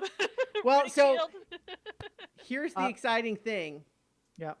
It actually rolled 2 crits, like double Oh, wow. 20s. Then, double 20. then I will. Then so if that counts as having rolled a second one, then I will use a reaction Okay. and use my own silvery bars. Okay. Fair enough. So, all right. So it still gets a 21 to hit, but it's not a crit. Okay. So And that you is, give advantage to somebody, right? yes. You're going to take 22 necrotic damage. Give that advantage to yourself on that Constitution check. I'm resistant, so Okay, so it would 11? be 11. Yeah. And then Constitution saving throw. And what's the DC for that? For the main 14. Ooh, I have a terrible con. See how that works. If you don't, it's terrible. Works. Oh, 14. Okay, so your hit point maximum is not reduced. Okay. Okay. So that's, Oh, I need to make a, but I do need to make a concentration check too. Oh, for the hunger, yeah. Yep. I mean, I don't I know mean, if they're we not need in to it choose- anymore, so it's probably Right. Right. yeah. But do go ahead. 19. Okay, 19. So it's up if you want it up still. Okay, so it would be your turn now. And none of them are within range to push into it again. No. Not really.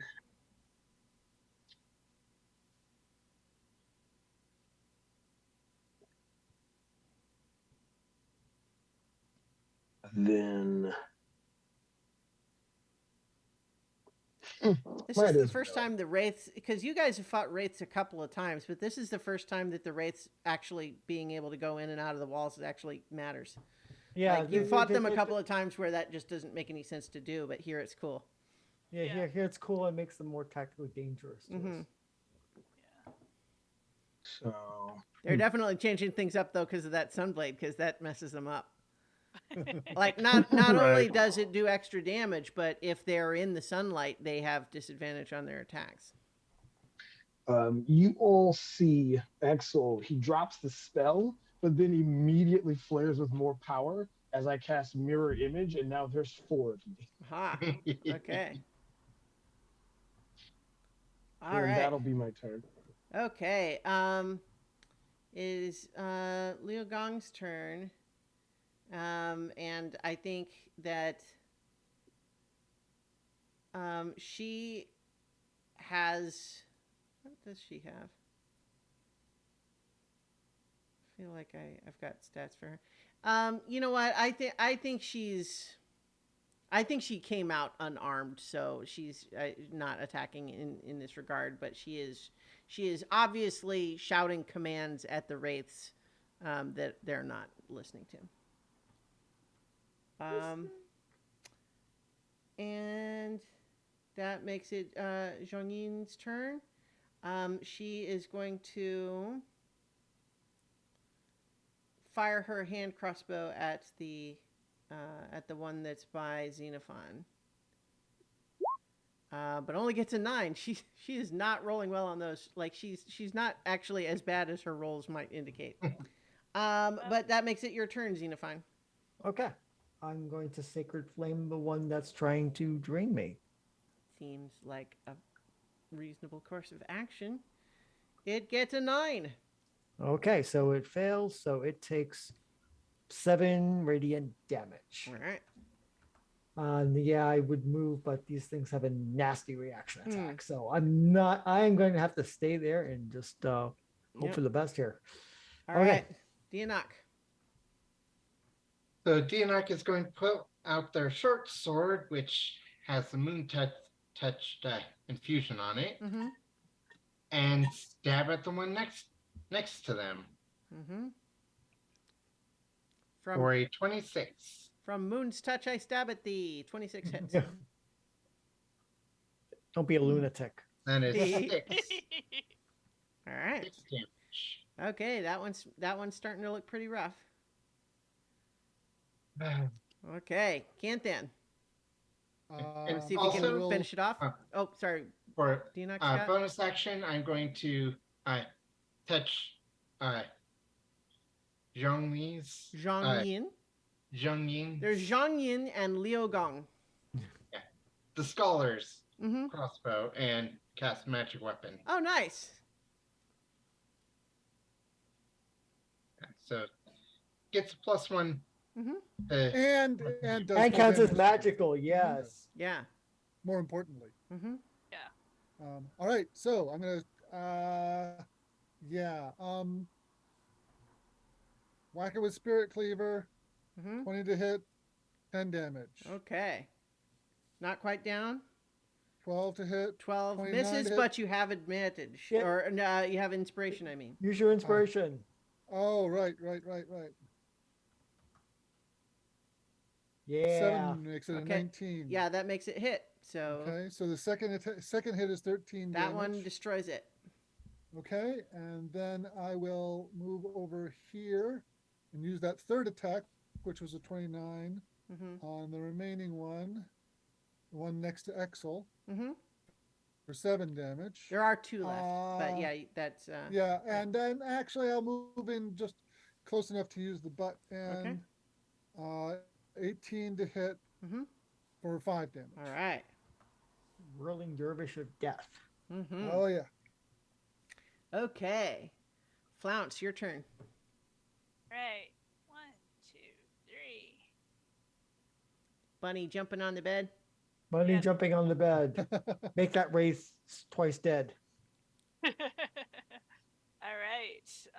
Sunblade number 1. The wraith is like, I told the 27. Empress, and the Empress said, no more bunnies jumping on the bed. 27. All right. So for 27 to hit for 12 damage. 13. 13. 13. 13. Okay. All right. And that one does. That's A 13 does doesn't hit. 13 Oh, it does hit. does? Yeah, 13 Okay, just hits. awesome. That's their AC. All right. Clear that. Great. So that's 13 plus my D8. Okay. 14. That one is almost destroyed, reduced to wisps, but not quite down. All right. Second wind. All right. Second wind or action surge? Action surge. Sorry. I will find it sometime later. All right. Because we need to hit the thing. For 22. 22 hits. 16 points Yeah, of damage. that one only had 4 hit points left, so you okay. destroy that one. Okay. You have one more attack for that action surge. Yeah, I'm going to use my one last thing of movement and hit this guy. Sounds like a plan. All right. That's 15 to hit. Clear.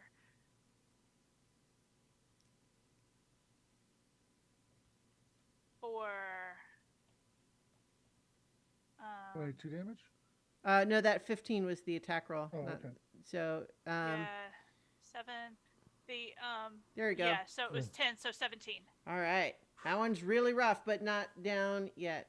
Hang on, it was. Yep. Yeah, it for some reason that die didn't want to roll. That's okay. So this one is it is down to its last little bit of vengeance. It is cowering in the face of your Sunblade, but it lashes out in fear and frustration, still attempting to attack you, Flounce, but doing so at disadvantage. Okay. Wow. Okay, but it still gets a 25. The other roll was a crit. Okay. But so a 25, that's going to be 20 necrotic damage and a Constitution saving throw. All right. And its last desperate flailings. 19? So you succeed. Your hit point maximum is not reduced, but you still take that 20 necrotic. Okay. Okay, Exel, you're up. There's one left. Eldritch Blast. Okay. You're going to be at disadvantage within 5 feet, unless you want to move back. But you do have 3 attacks, so Right. the AC is not too high. 16? Is that with disadvantage? Yep. Okay, 16 hits.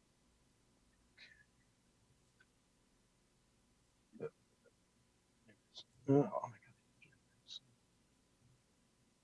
A little mouse pad. There we go. 13 points. Okay, you destroy it.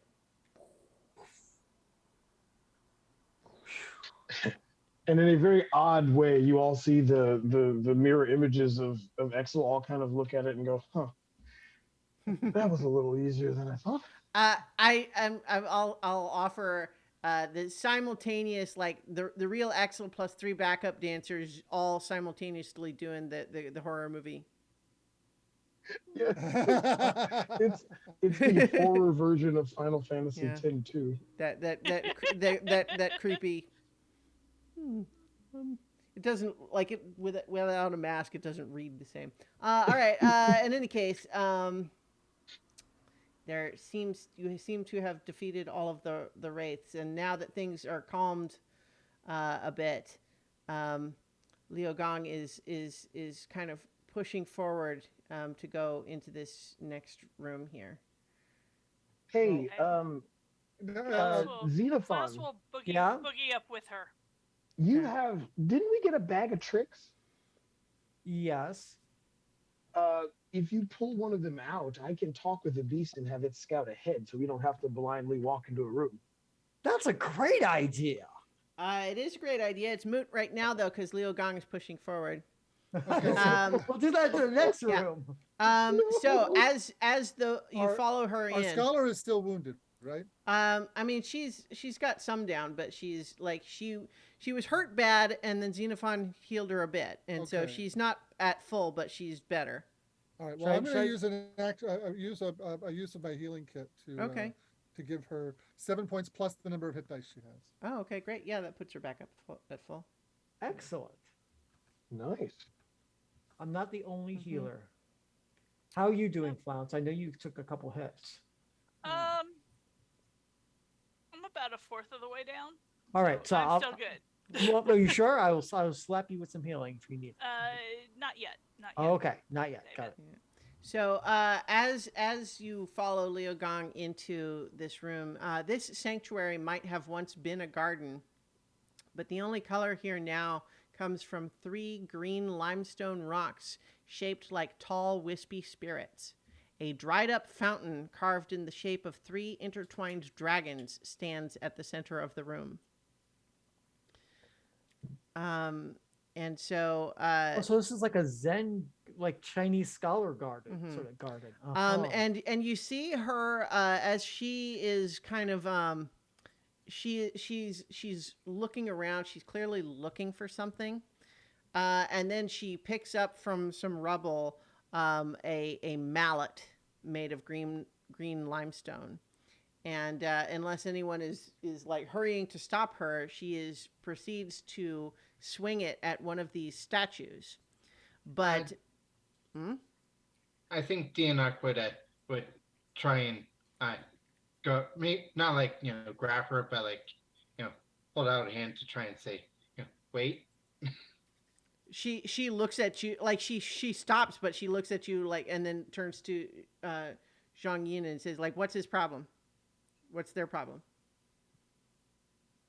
Do we know what they're doing or what she's doing? They exchange a few words, and Zhang Yin says, "Is like this is what she came here to do. This is why she wanted to come here." Do you know what it's? I don't know. I'm just translating Okay. what. Okay. So in the meantime, Liu Gong swings the mallet at the statue, and instead of it reacting like a brittle statue being hit with a mallet, it actually rings like a bell. And then she proceeds to go to the other 2 statues and does the same thing. And then once she has struck all 3 and they're all 3 ringing, water erupts from the dragon fountain's mouths. And then you see also that at first the water looks like it's like spraying out funny, like something's obstructing it. But then a bronze orb about the size of a fist pops out of the mouth as well, and like plunks into the water. So the water fills the basin of the fountain, and then and so the fountain is filling, and she sets the mallet down and kind of just sits by the base of the fountain and is watching the water come up. Dianok will go to the bronze orb and it's at the bottom of the fountain in the water. I mean, so like you could get it, but you would have to kind of like half climb into the fountain and get a wet. chance to pick it up. Okay. Yeah.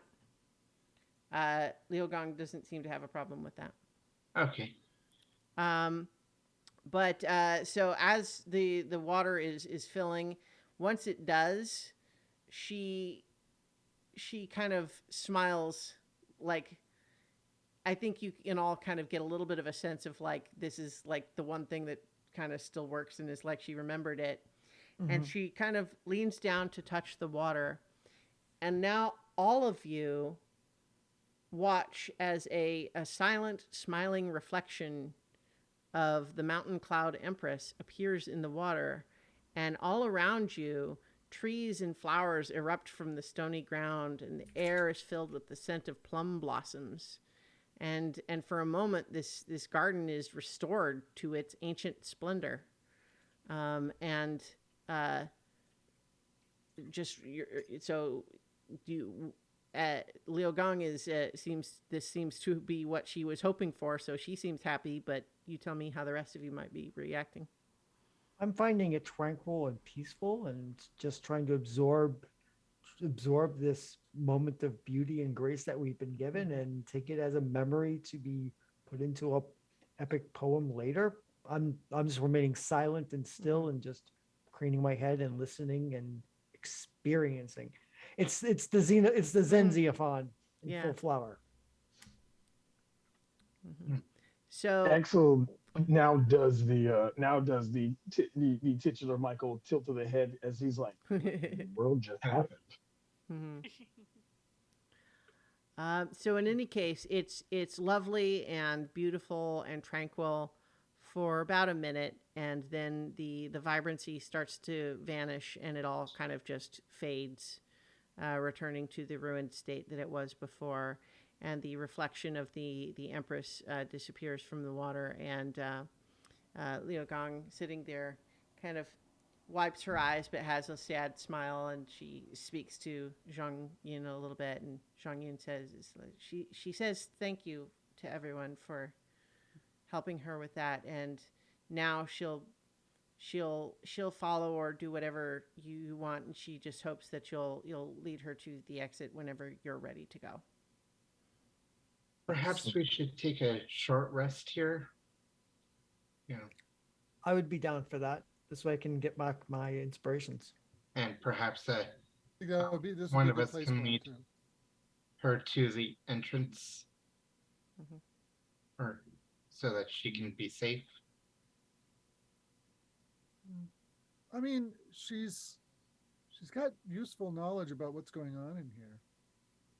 I mean, it's traumatic, and and there's not going to be many people who understand her language out there. She's going to be out there alone. Well, so that's not really true, because what she's speaking is an old-fashioned version of the primary language out there. The people out there also speak common, and that's why you could talk to them. I imagine it's kind of like Shakespeare. How I was imagining it was like Chaucer trying to talk in New York City. No, I mean, but Zhang Yin's able to talk to her, and so it's like, she might sound strange, but she would, yeah. But she also doesn't have anybody out there. Yeah, her personal history is hundreds of years out of date. Yeah, and I think she is for the moment. Yeah. Zhang Yin, does she want to stay with us, or does she want to go now? We're going to take some break here. They exchange words a little bit, and she says she doesn't know what's out there. She would as soon not go out by herself. Okay. Yeah. Okay. Then you guys stay together, and we'll try to keep both of you safe. And I'm up for a short rest. That's a good thing. Yeah, that's fine. Yep. Okay. So, although it's not quite as pretty as when it was, magically rejuvenated, it's a peaceful enough spot. You won't be interrupted if you hang out for an hour. Roll some hit dice. Okay. You notice that Zhang Yin and Liu Gong are definitely talking a fair amount with each other, including Zhang Yin obviously asking her a lot of questions, but that she's not translating all of that for you.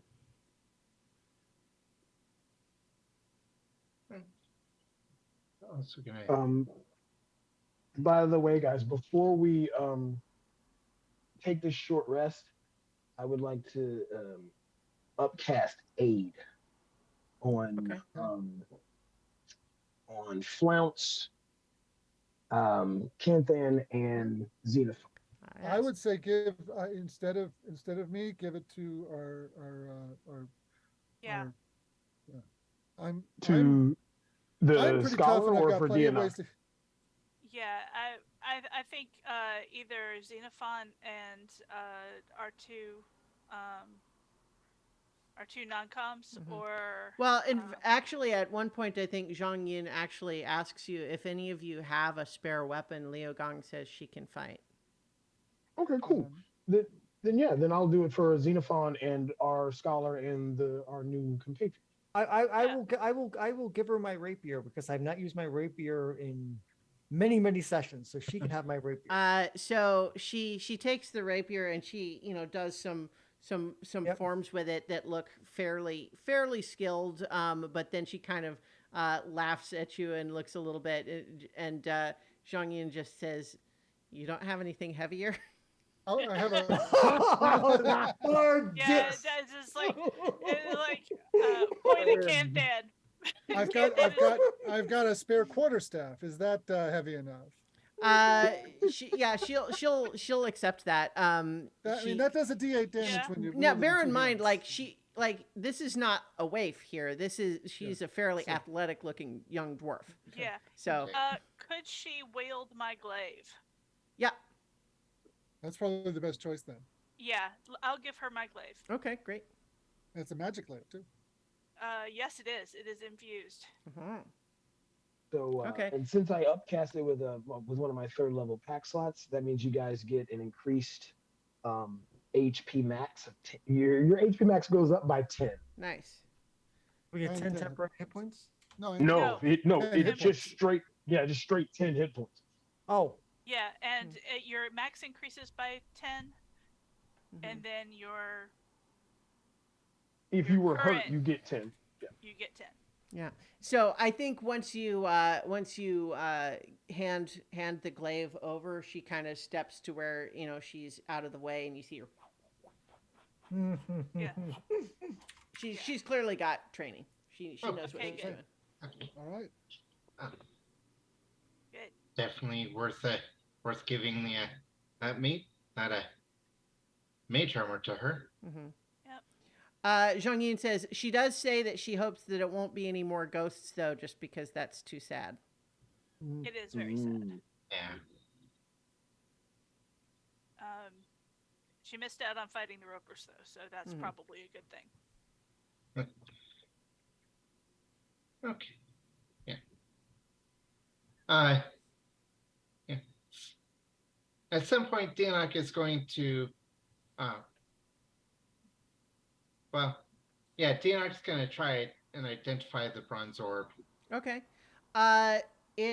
So when you identify it, you determine that although it is not itself inherently magical, it has the traces of magic on it that tell you that it is used as a key for something. Ooh. Well, now. And I think actually, as you've been sitting there doing it, Liu Gong points at you and says something, and Zhang Yin says, she says that goes on the throne to open the secret compartment. Oh. Nice. Good to know. Well, let's see if we can find this throne. Dianok is going to hand it over to Liu Gong. Mm-hmm. Yeah. She would know where it would go. So. Well, yeah. So I mean, So shall we head down this narrow passage, or shall we go around another way? I think keep going the narrow passage because it probably joins up to the one that went south. Mm-hmm. Okay. Did we want to do Axel's idea of using an animal as a scout? Why not? Yeah. All right. So I'm going to pull out my bag of tricks. Long as you don't pull the elk. Yeah. If I pull the elk, that would be bad, wouldn't it? The elk's antlers get caught in the narrow tunnel. Yeah. I rolled a 3. That is, in fact, a badger. A badger. Nice. Good choice. Honey badger? Good choice. Why Honey not? badger. Okay. Let's see. I don't have. Let's see. I have a cat token. That'll be That'll good work. enough. Bloop. So the let's see. Badger. So remind me the bag of tricks. Is it gives you like you can give it verbal commands or what? Yes, I can give them like you can use a bonus action to command how the creature moves and what action it takes on its turn, or to give it general orders such as to attack your enemies. In the absence of such orders, the creature acts in a fashion appropriate to its nature. Okay. So I think it the little furry orb that you toss on the ground sort of unfolds itself and grows into a badger that sort of stretches and then kind of scratches itself and then looks up at you and just kind of Go down that corridor and come back to tell us what you find down the corridor. It looks down the corridor. Walk down the corridor. Yeah. It looks down the corridor and looks back up at you and it says, and then it turns around and waddles down that way. And as it is going, well, let me make sure I don't. I hope this doesn't count as a spell. I don't think it does. I don't think it'll take a spell from me because it's a feature. So you said go. Remind me what you actually said to it. Go down to the go down the corridor to the next room. See what's there and come back to tell it. Okay. So it's gone for a little bit, and then it kind of waddles back over, and then it goes. But luckily Axel can understand. Indeed. This. Can he? Yes, because This I have is why speak we're with doing animals. this plan. Yeah. Yeah, because I have speak with animals. You cast speak with animals. Yeah, because I can do it as a ranger. Okay. So it comes back, and what you hear then hear it say, go ahead and move your token in with everyone else. It says, in the other room is there's a great big like a thing that like you people do to like make for like furniture, like you sit on it. And there's a bunch of dragons, but I wouldn't worry about them because they seem like they're all made out of stone. They don't smell like anything, just rocks. Okay. All right. Doesn't sound like anything else is in there. Okay. Keep on following me for the moment. Happy Badger.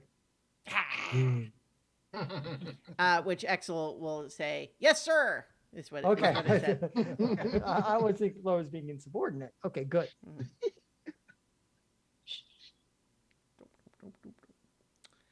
All right. Yeah. So as you make your way through that passage, I think that's a throne. Yeah, that looks like a throne. Yeah. So images of coiled blue dragons decorate the cracked floor tiles of this chamber. And dragon statues, some missing their heads or limbs, stand along the walls. In the middle of the room, a raised platform bears a bronze throne decorated with carved dragons holding bronze orbs. And because you've been primed to notice such things, one orb is missing. There is also a doorway on the south pull the wall. bronze orb from the fountain? Yes. Yeah.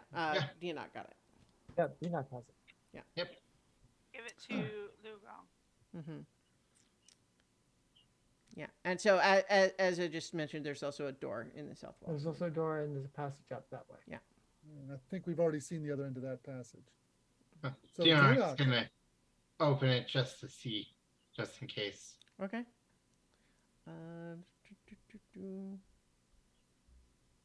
And looking in there is, you can see from a different angle another part of the room where there's a lot of smashed stuff. Okay. I don't know if you ever looked in that direction, but you could smash probably, with Flounce could let you know that it's this. It seems to be from another angle the same room that says huge shards of wood showing traces of paint litter this area, along with rusted farm tools and ancient bones. Hard dirt floors gouged in several places, but you've still only seen that room from a couple of narrow points of view. Right. Well, we'll come back to that. Dianok, why don't you put the bronze orb back? motion to Lao Long to Mm-hmm. Liao Gong. Lao Gong. Mm-hmm. That's all right. That's right. So bad with names. Mm-hmm. Motion Oh. to her to what? To to the throne. Because I gave her the orb. Oh, I thought you gave it to her. Okay, yeah, I thought you still had it. Okay, I mean, I don't think she would have accepted it. She didn't seem to care about it. Okay, but she just pointed to like to say that's what it does. Yeah. But she doesn't seem to care about having it herself. I mean, if she never took it, then DNF will go ahead and put the orb in the spot. Good. And when you do that, the platform holding the throne slides aside, revealing a 10-foot square opening that leads down into a small chamber, which has a bunch of monsters in it. Oh boy! Which instead of dealing with like the separate area of the map, I will just grab them. But we're rolling initiative. Okay. What? Let me grab you, silly tokens. What are you doing? Ugh, for Pete's sake. Are they on the GM? No, they're not. Why was it not letting me grab them? Yeah, so, humanoid figures that definitely don't look traditionally alive pour out of this this little chamber that has just been opened up. And hey, Billy. Looks like they're prepared to have you fight them. Oh God. Oh boy. Oh boy. Let's see. Do I have a handout for you? And at least they seem substantial this time. Are you sure? Yes. Well, they don't look wispy like the race did. Yes, I'm giving you a handout for revenants. Nice. We have. Yeah. So they basically, except for the fact that they are moving around in an angry fashion and don't seem especially rotted or slow like a zombie, they otherwise look like a dead person who shouldn't be doing any of those things. Yeah. Let's see. Oh, I have to re-roll initiative for our NPCs. Does the Badger get his own initiative? No, he goes on mine. All right. Okay, Axel. Once again, you're first. Oh boy, there's a lot of folks. Mm-hmm. A lot of special new friends. But I will say, as I prepare myself, I will say, Xenophon, tell your badger friend to burrow and attack from the ground. And I will then bonus action Form of Dread and Eldritch Blast. How many of them? There seems to be a bit. Oh, yeah, there's one. So there's 5 of them. Mm-hmm. Then I will Eldritch Blast the first 2. The one on the left twice, the one on the right. Okay. First shot. Okay. 21. 21 hits. Second one is 24. Mm-hmm. And the third one is a 13. Okay. 13 does just hit. Oh, wow. Okay. Okay, so the damage for the first one on the left took 2. Mm-hmm. That is 13 points. And then the second one. Oh, I thought it was going to be max. 9 points. Okay, so 22 for that one. Yep. And that's the one in the upper left corner. Yep. Okay. And then that one takes, and the second one takes 9. Okay, and that's the one below that one, left. Yep. All right. And I want to push both of them back. Okay, The well, first I mean, one- they kind of would just get shoved into the ones that are behind them, so there's not really room for them to get pushed. Okay. And if they're not immune, they have to make wisdom saves. All right. Let's see. Are they? Let's find out together. They are immune to frightened. Fear is not their mind killer. Mm-mm. So there is might. Yeah. So yeah. All right. That is Uh, your turn. Can I say that after a short rest, I would have put magic weapon on the hand crossbow again? Okay. Yeah. Sure. Go ahead and make sure you account for the spell slot. But Got that? okay. So well, in that case, then she is going to fire her hand crossbow at the one that's that Axel just hit. Gets an 18 to hit. Does the magic weapon give a bonus to hit as well? Yes. Okay, so it Plus would have one actually point been a of damage. 19 to hit. And then it's an extra point of damage as well, or just makes it magic. Okay, so in that case, does 7 magical piercing damage. All right. But now it is the Revenant's turn. And you look, and both of the ones that have taken damage seem to their wounds seem to close back up a little bit. I don't like when that happens. And then yeah, let's see. That's what the right. Okay. So and then yeah. So I think this one is gonna go attack you, Exel. And it's basically just punching you with its fists. Gets a 20 to hit. That'll hit it. For 10 bludgeoning damage. And then a 16 to hit. That does not. Okay. All right. And then this one is going to attack Liu Gong here. Yeah. Yeah. They're just attacking whoever's there. So 20 to hit and a 14 to hit. The first of which does, not the second. So that's 12 bludgeoning damage for her. The one that's right there by you, Dianok, is going for you. Of course. A 9 to hit and then a 19 to hit. Shield. Okay. Wink. All right.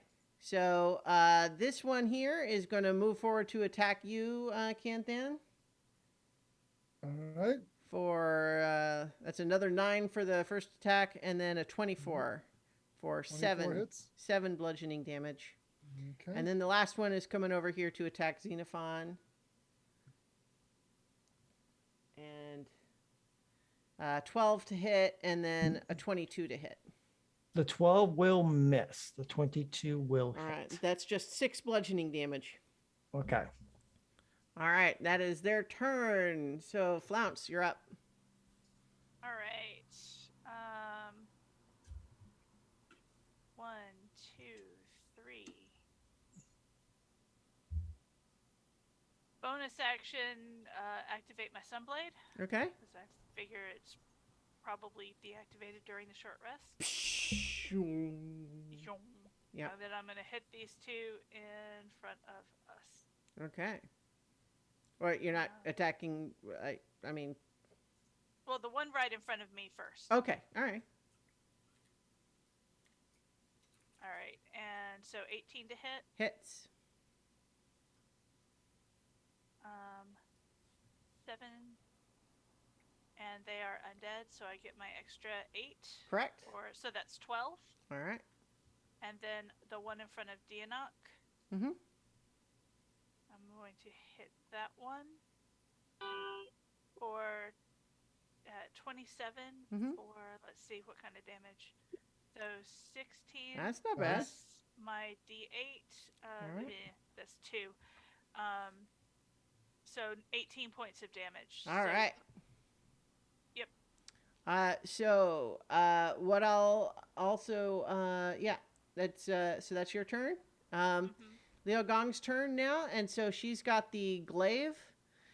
With the reach, I think she is going to start by attacking the one that Exel is facing down. And let's see, I'm actually gonna. I've got longsword stats for her. So the glaive, what's the weapon die for that? Let me double check. The D10. D10. Yeah, Okay, it's so a I'll use the D10. two-handed longsword one then. And then does it have a bonus? one. Yeah, it's a +1. Okay. So they got a 12 to hit for their first attack, which doesn't hit. But then they got a 20 for the second one, and they do 5 slashing damage. And then just let me double check what they're resistant to. All right. It looks like, as far as you can all tell, that well, it's magic, so never mind. It doesn't move. All right. But yes, they're attacking with that glaive. And then Dianok, your turn. Okay. Dianok is uh going to cast Shatter focused on here Okay. at that point. So it's 10 feet, right? So Yes. you 10-foot can radius. get let's see, there's a place that you can do to get all of them, but would also get Xenophon. Yeah, I'm not gonna get Xenophon. Okay. Don't shatter the bar. Yeah. So let's see. I'm trying to think where you can do it where you wouldn't get Exel or Xenophon. How about right here? Right here. Right where I'm. So is right it a here. 10? But is it a 10-foot radius? Yes. Okay, so a 10-foot radius. Okay. No, Okay. See, for some reason I was Diameter. thinking 15. So yeah, you can well, see, like a 10-foot. Yeah, see, like if you're doing it like that, That's half the size. oh yeah, so oh yeah, 10-foot radius. Duh. Yeah. I mean, if you pick this spot here. So yeah. You can get 4 of them. Yeah. Okay. So that works. Is that what you want to do? Yep. Okay. So con saves. All right. So from left to right.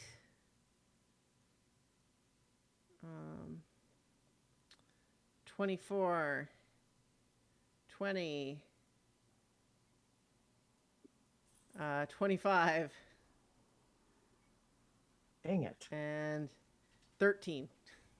Okay, so 13 fails. Mm-hmm. The rest succeed. Yeah. 30 damage on a fail. Okay. So and then 15 if they succeed. Yes. Okay. Yeah. Heads up with a revenant. Con is like their big thing. Okay. Well, But yeah. So oh shoot, no wait, I'm doing that wrong. So hang on, let me.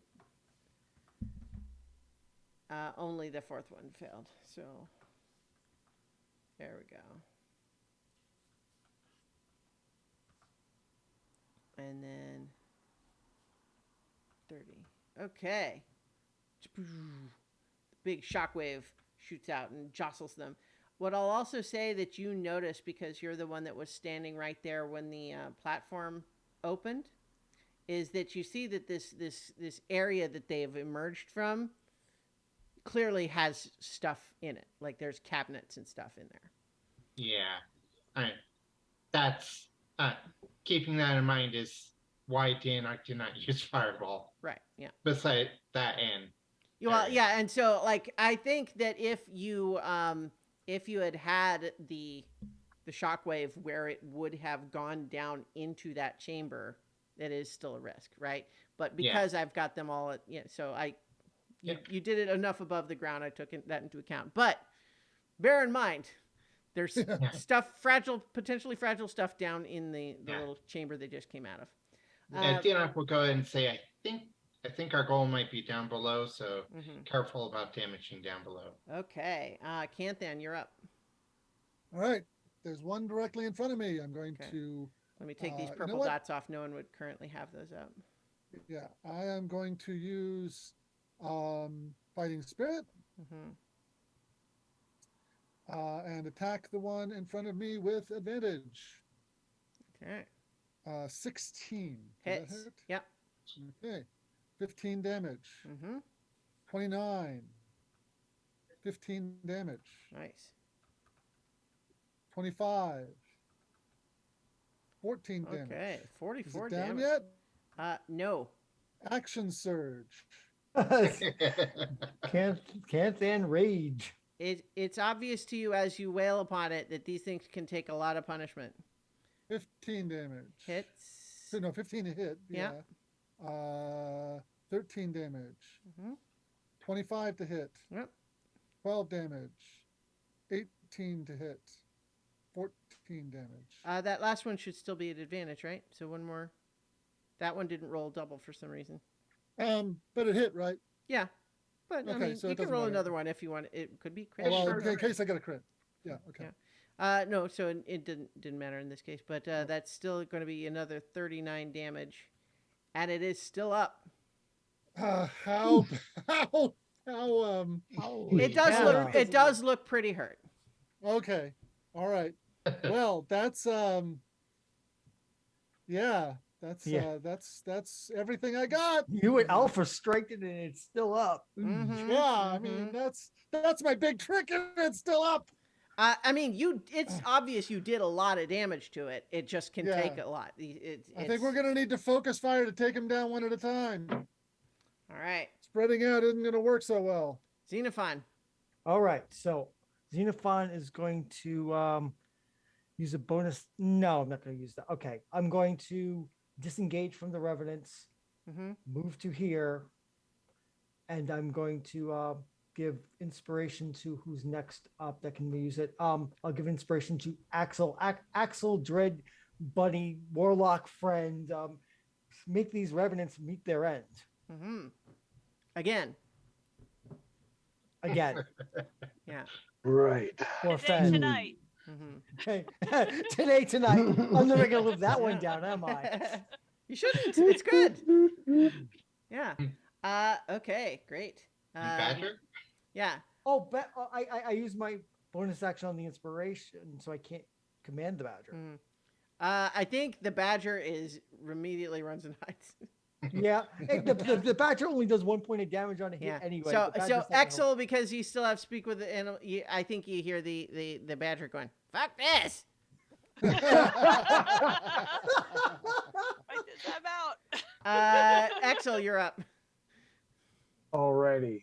How high is the ceiling in here? 20 feet. Okay, cool.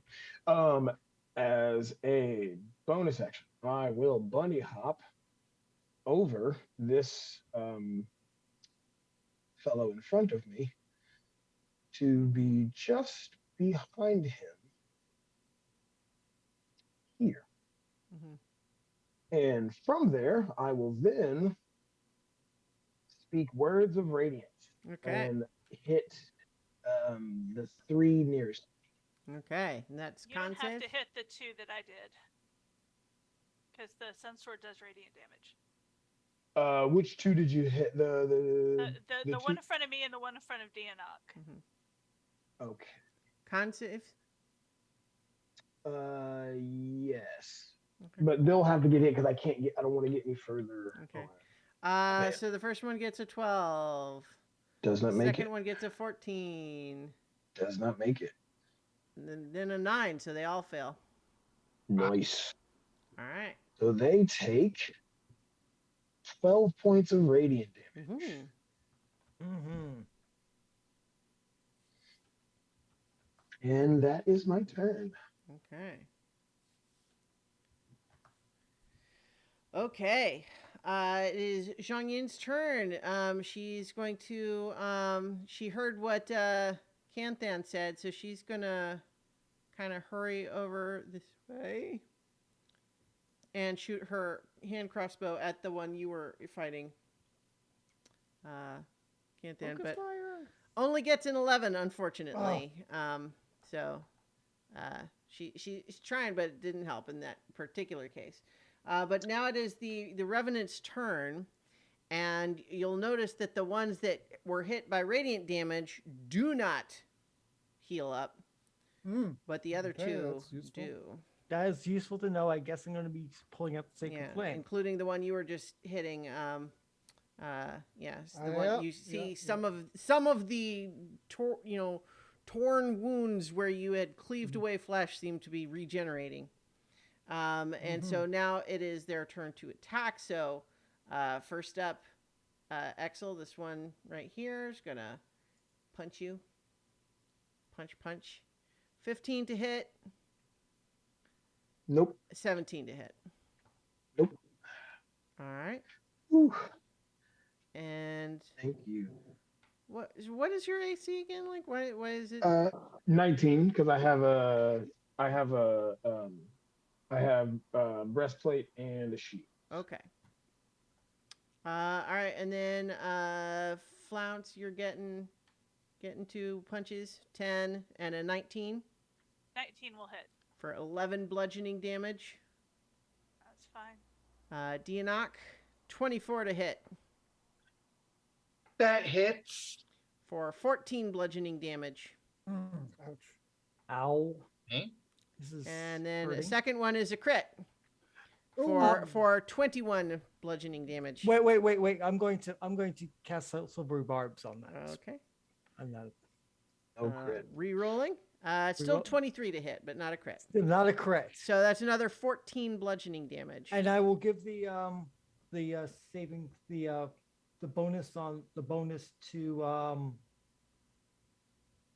is it to Canthan. Okay. All right. So this next one over had been getting hit by Canthan, but it sees Dianok as a softer target, and so it's going to attack him again too.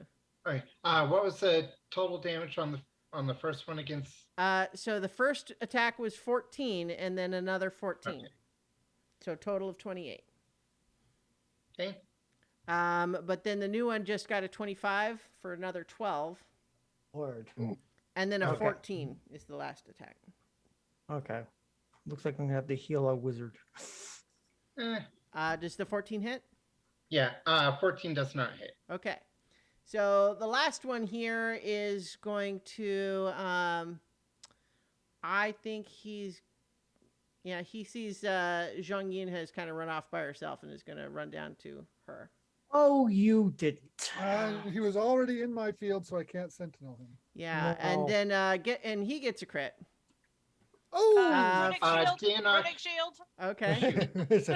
Okay. Yeah. It's like, All right, 15 is the reroll, which does still hit. Does 14 damage, and then his second attack, 17 to hit, which does hit for another 9 damage. oh man. And so she's pretty hurt again, but she's certainly better off than she would have been without that aid, though. All right. Yep. So and that is all the Revenant's turn this go. So it's now Flounce's turn. All right. I'm going to bunny hop over here. Mm-hmm. And yeah, I marked that off already. And because I'm not going to concentrate fire because my son blade does the radiant damage, so I'm going to hit both of these guys. All right. Starting with the one to my south. Okay.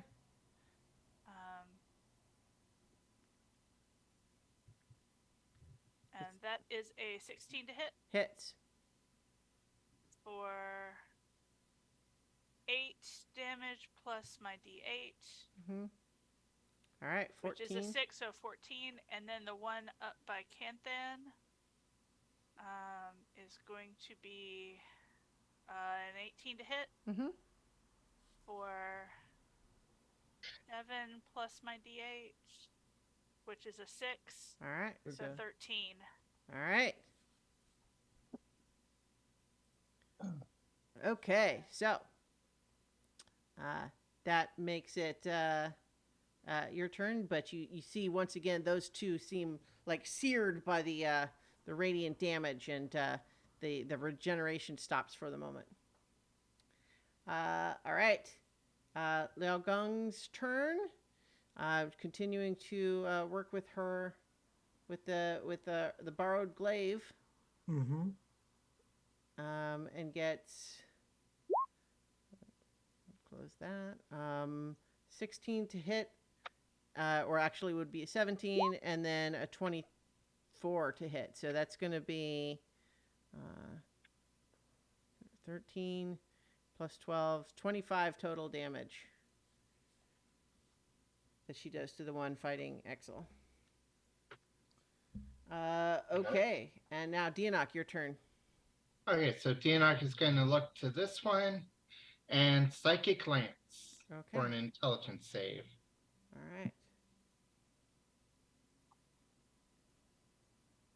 right. Gets a 7. So it takes 30 damage and is incapacitated for the next turn. Nice. Okay, good. All right. Let me put a little mark on it. All right. Are you moving or doing anything else? I mean, you'd be subject to 3 opportunity attacks. Honestly, no. Not gonna move. All right. Okay, that makes it your turn, Canthan. Yeah. I'm going to go after the one that I was chewing up before. Mm-hmm. Your first attack's at advantage. Yep. And first attack is 22. Mm-hmm. For 22. For 9 damage. Mm-hmm. And then 15. Does that hit? Yep. For 11 damage. And that is just enough with as the second attack to finish that one off. Okay. I will take the remaining of my 3 main attacks against the one directly in front of Dianok. 16 for 10 damage, and then I'll use a bonus action to hit with the butt. Okay. 25 for 6 damage. Okay. All right. Well done. Xenophon. All right, so I'm going to give inspiration to Flounce. Flounce Bunny with Sunblade Bright, make these revenants regret it tonight. And then I will cast Sacred Flame on. Actually, this is Xenophon being weirdly chivalrous. He's going to move to here. Okay. Point at the Revenant and cast Sacred Flame on it. He's hoping to get the Revenant's attention to go after. Well, it's incapacitated, so it's going to auto fail the save. Oh, I thought that wasn't. Oh, yeah. Okay, that's fine. Perfect. Mm-hmm. Yeah. Actually, I think incapacitated auto fails dex saves, I believe. Mm-hmm. Well, then it takes 10 radiant damage. All right. It does. Okay. All right. Enjoy that. All right. Axel, back up to you. Axel? All right. Is our compatriot still in danger? Well, not immediately, because the one that was attacking her has been incapacitated temporarily. Oh, okay then. Well, if that is the case, then I will. Word of Radiance, those 3 again. If you can. I can, but they are good at cons. Mm-hmm. If we want to, how long does that last? Oh my god.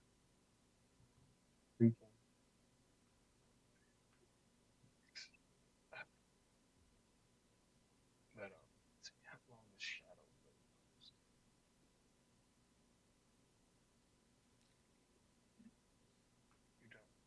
All right, come on. I never want to brag.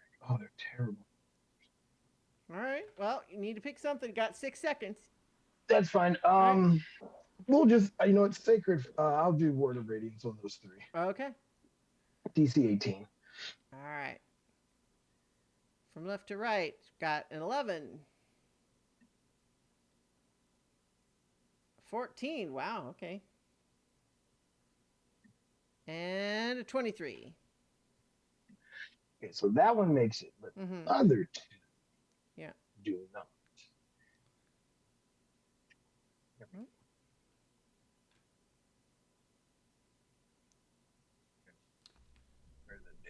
There we go.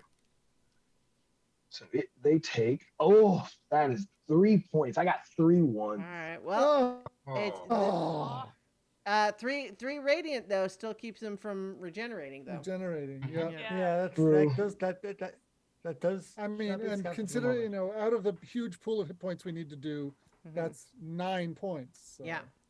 All right. So I think with Yeah, that Word of Radiance is a good choice. yeah. So Zhong Yin's going to take opportunity, given that it's incapacitated, to move away without worrying about opportunity attacks. Yeah. Good. Yeah. Going to move back here and attack with the magic hand crossbow. Good.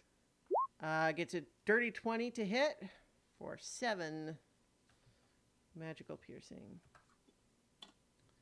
Okay, and then it is the Revenant's turn.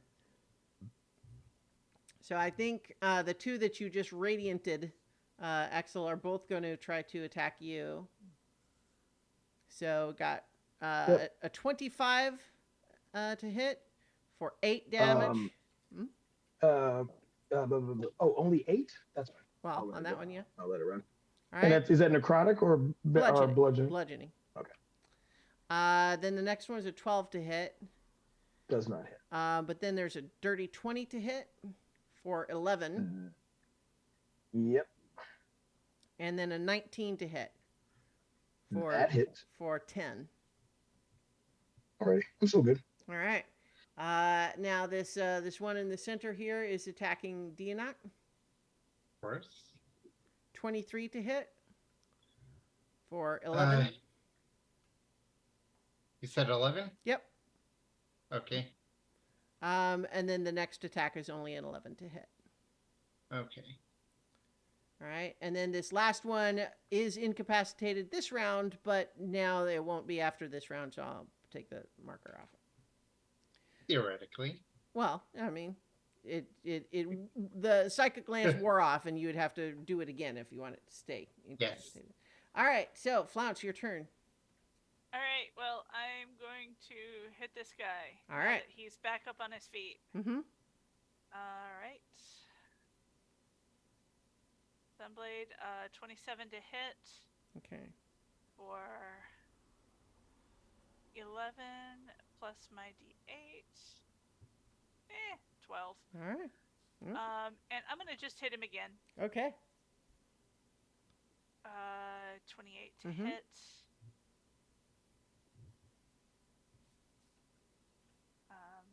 That's another 11 radiant plus 2, so that's 13. All right. So uninspiring additional damage, but still. Well, you're getting them down though. Yeah. Okay. Liu Gong's turn, so she's gonna keep attacking the one that she has been. And she gets a 9 to hit with the first attack, but then a crit. All right. A crit for 17. As she gets a particularly brutal stab in under the shoulder blade of that one. All right. Dianok, your turn. So Dianok is going to turn to again look at the one that's been smacking them. Oh, you know what? I just realized there was one of them that should have gotten its regeneration on its turn, so I'm just doing that now. Okay. All right, gotcha. Still your turn. So I'm going to psychic lance that one. in front of me. The one that had been attacking you. All right. Yes. Okie dokie. Intelligence save. 15, which I believe. That's a fail, Yeah. and it takes 30. All right. Ooh. And incapacitated. And,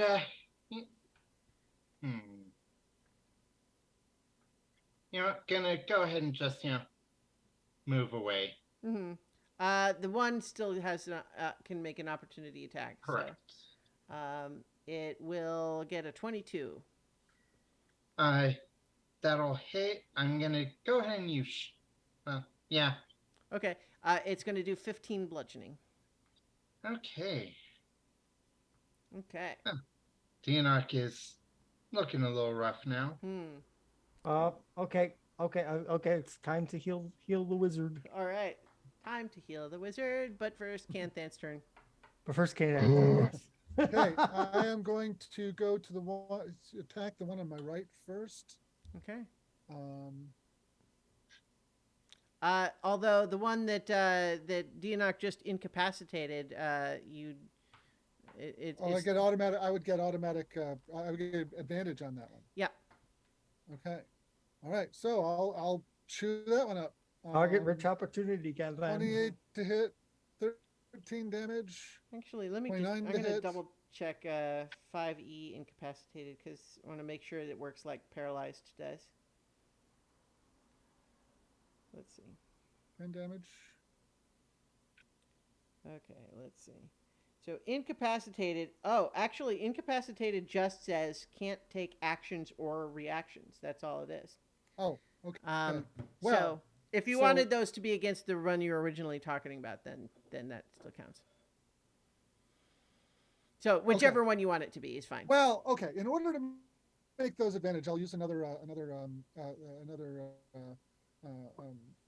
Fighting spirit. Mm-hmm. I fighting mean, it looks like spirit. they would have both hit anyway, right? I mean, well, it's okay. Well, if you however take it you that want to way, do it. then yeah. Okay. Yeah. So yeah, I'm attacking that one. Since there is no benefit to the incapacitated one. Okay. I'm trying to take that one down. Sure. 28 to 9 damage. Okay, and so rather those three than attacks move from is where I am- 23, 32, right? 32. Yeah. And rather than move from where I am, because I think I'm pretty well positioned for Right. a couple of things. That one's pretty I'm rough gonna take now. the butt attack. Mm-hmm. I'm going to take the butt attack against the one that's well, actually, he's incapacitated, Mm-hmm. so I can step over here. Yep. Get my bonus attack in. Mm-hmm. For 22 for 8 damage. All right. And then step back here. Okay. Wow. Well, that one is not incapacitated, so it'll get an opportunity attack against you. Oh, okay, that's true. Yeah. Unless you don't want it. It gets a You know critical. what? Actually, miss, I'm gonna stay there. I'm gonna stay there. Okay. Well, never mind. Yeah. Okay. Okay. So that I believe makes it Xenophon's turn. Yep. Okay. I'm going to let's see who doesn't have inspiration that could use some. Canthan for one thing. Canthan with his whirling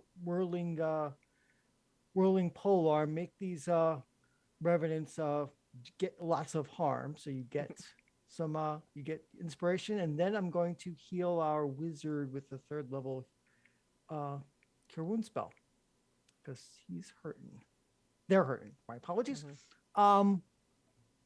That's 17 back for Dianarch. Okay. All right. Thank you. That is my turn. Okay, Axel, you're up. Alrighty, little self-preservation here. Can I a bonus action? I will bunny hop away to here, and then I will cast Mirror Image, and that will be my turn. Okay. Pick which one to hit. Yeah. So Zhang Yin is gonna continue to make her hand crossbow attack. Gets a 19 to hit for 7 piercing, which does not quite take this one down, but it's so close. Pieces of it are falling off. It's a messy scene, man. All right, but that makes it now the Revenant's turn, and I believe the only one who doesn't get its regeneration this time is this one that Flounce hit last time. I think, yeah. So. Yeah. All right. So these three up here, their wounds close up a little bit.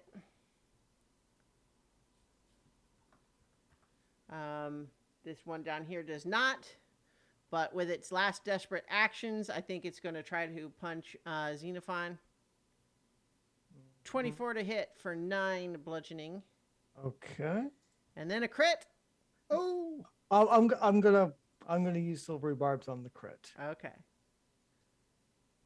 That's still going to be a 21. Okay. But so it's between the two hits, it's 19 bludgeoning damage. Okay. What was the second one? I had already taken the first one. So down. 9 and then 10. Okay. Okay. And then these other two here, I think these two right here are going to gang up on the Ogong. 19 to hit, an 11 to hit, 11 to hit, and then a critical fail. So only one of those hits for 14 bludgeoning. She's doing fine. All right. And then this last one was incapacitated last round, but no longer. So, but that's its turn. Okay, Flounce. You're muted. I think this one is pretty much taken care of, so I'm gonna bunny hop over and support. Okay. New dwarfy friend. Mm-hmm. And hit the one directly in front of her. Okay. And then we will see what we shall see. All right. All right, so that is a 29 to hit. For sure. For 15 radiant plus my D8. No, that was a D6. Ignore Okay. that one. Sure. D8. Oh, there you was the go. Full 8. That's Very all. good. That's Oh, almost better. max damage. That's just one shy of max damage. Yeah. 23. That's pretty good. And so that's 19 to hit. Yep. Is it the same one? Yeah, same one. Gotcha. For 9 radiant damage plus my D8, which is another 2, so that's Okay. 11. Okay, that one's looking pretty rough now too. Yeah, and Okay. so maybe between the two of us, we can kill it. Yeah. All right. And it is now her turn. So let's see if we can do it. It's a 13 to hit, which just hits for 7 slashing. Actually, should be 8 slashing because Plus of the 1. magic. Yeah. And then 15 to hit for 9 slashing. She takes its head off. Yay! I think this is the one that I have in the note tracker. Yeah. So let's see. They're at 20. So I have to make a new one. The one in the turn tracker. Okay. But yeah. She turns to you with a satisfied smile and says something you don't understand. Yeah, I nod in warrior women solidarity. Warrior women solidarity. Short warrior women solidarity. I think she takes the glaive and is like, it's good. Yeah. All right, Dianok, you're up. Okay. Dianok is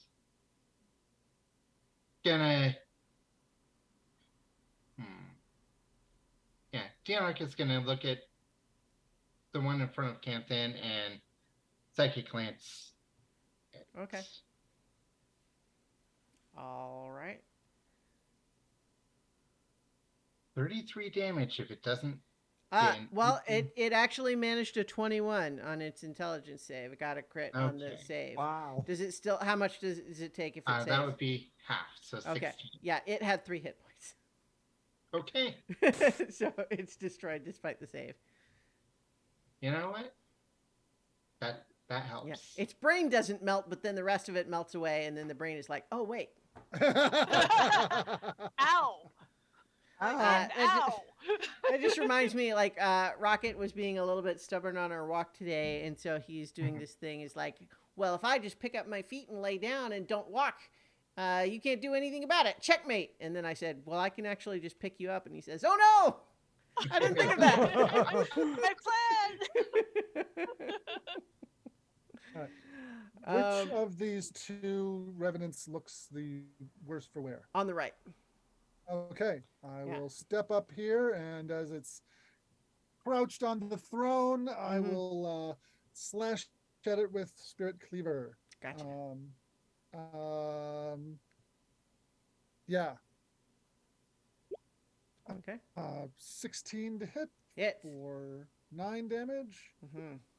12 to hit. 12 misses. 13 to hit. And then bonus action attack with the butt. All right. So. Oh wow! What a lousy round. So the 13 hits, but the 12s don't. Oh, the 12 does. Okay. Oh, the 13 hits. So that's 12 damage. All right. So total of 21. I mean, didn't I give you on this thing? Didn't I give you an inspiration? He doesn't have one right now. Axel and Flance both have one. Oh, I thought I gave Canthan one last. Okay, I guess I didn't. All right. Okay, but you can do that now. Xenophon, your turn. It is my turn. I will give an inspiration to Canthan. Yes, I did. I'm certain I did. But okay, because I did the rhyme about the halberd and the polearm last round. But anyway, I guess you just didn't use it. That's fine. Anyway, I will just keep it simple and use Sacred Flame on the one he's been wailing on. Okay. Well, let's see if he makes his dexterity save. He gets a 21. So he succeeds. Yeah. So nothing happens. Right. Okay. Axel. Wah wah. You all see Exo start walking forward, him and his gaggle of clones, to these guys up here. And as he's walking up, you see again, he this time, instead of pulling his hands together, he almost unsheathes like he has a sword, and he whips out a blade full of shadow as he casts Shadow Blade as a bonus action, and uses some of that ranger skill to waylay on this revenant in front of him. Okay. And he upcasts it also, but he uses his third level pass, so it's actually 3d8. But okay. Let's see. Let's see. First attack does a 26. A 26 will hit, yeah. Second attack be 24. Okay, yeah, those are gonna both hit. And then it's 3d8 plus my dex. That's what kind of damage is that? It's necrotic. Okay.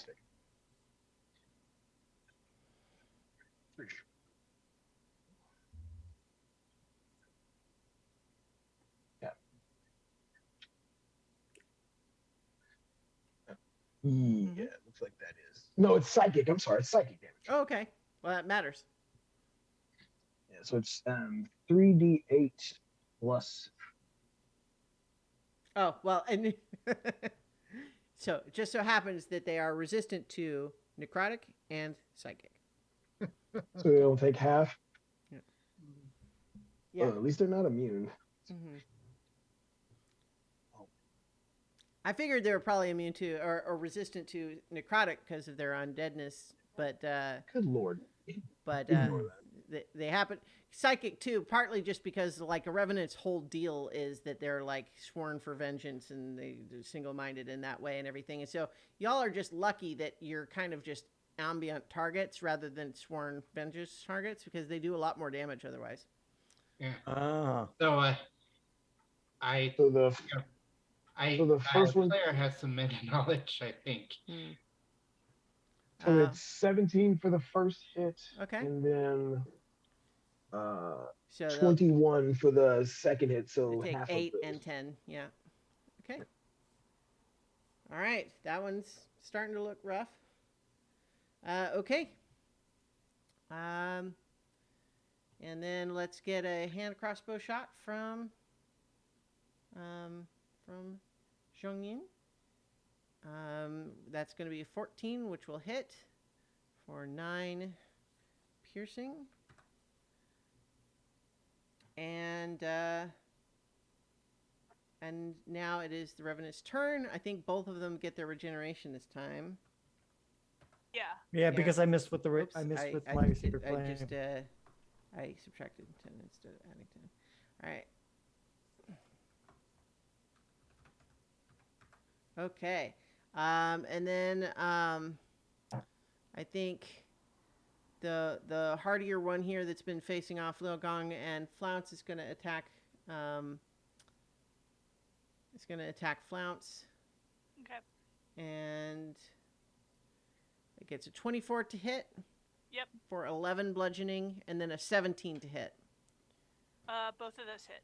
Okay, so that's a total of 21 damage between the two. And okay, then so the second one was 10? Yeah. 11 Okay. and then 10. Yeah. Okay, cool. All right. And then the other one is they're pretty smart. Let's see. Yeah, they're pretty smart. So I think it plays the odds of Canthan's got a high AC, but then the Warlock's got mirror image up. You know what? I'm also going to attack Flounce. You know, the bunny. Pet the bunny. 18 to hit for another 9 bludgeoning damage. And then the last one is a 13 to hit. Nope. All right. So that's the Revenants. So now, Flounce, your turn. Of the two, the one on the right is much worse off than the other. Okay. Well, I'm going to hit both of them. Just because statistically I could do that. I'm going to say, don't pet so hard. Bunny! Starting with the one on the right. All right. That is a 19 to hit. Mm-hmm. I'm going to love him and pet him and call him George. I was thinking of the guy from Nightmare Before Christmas. So that's 10 radiant damage. He's looking pretty rough. You think it's possible that another strong hit could finish that one off. So, but up to you. Yeah, but I'm going to get the guy on the left. All right. So that they don't regenerate. And so that's 16 to hit for 12 radiant plus my d8 is an additional 3, so 15. All right. Liu-Gong's turn. He's going to get 22 to hit for 8 and a dirty 20 to hit for 7. Another 15 total damage there. Dianok. Okay. My Roll20 visual has frozen, so Okay. I'm gonna tell me if this movement is okay. All right. Yeah. So is there anyone in my way? Nope. Of a Just Nope. just the 2 Revenants right now. Okay, so I'm going to cast Lightning Bolt. All right. So Shock the Revenant to death. Dex save the closest one first. Gets a 10. And the other one Fail. gets a 12. Fail. So both take 38 damage. All right. One of them is incinerated. Okay. And then what Skeleton was the glows number? briefly through its 38. body, and then 38. Yeah, the other one is still up, although that's a pretty significant hit for it, for sure. And All right. that's my turn. Mm-hmm. Okay. Good job. I'm gone. Canthan.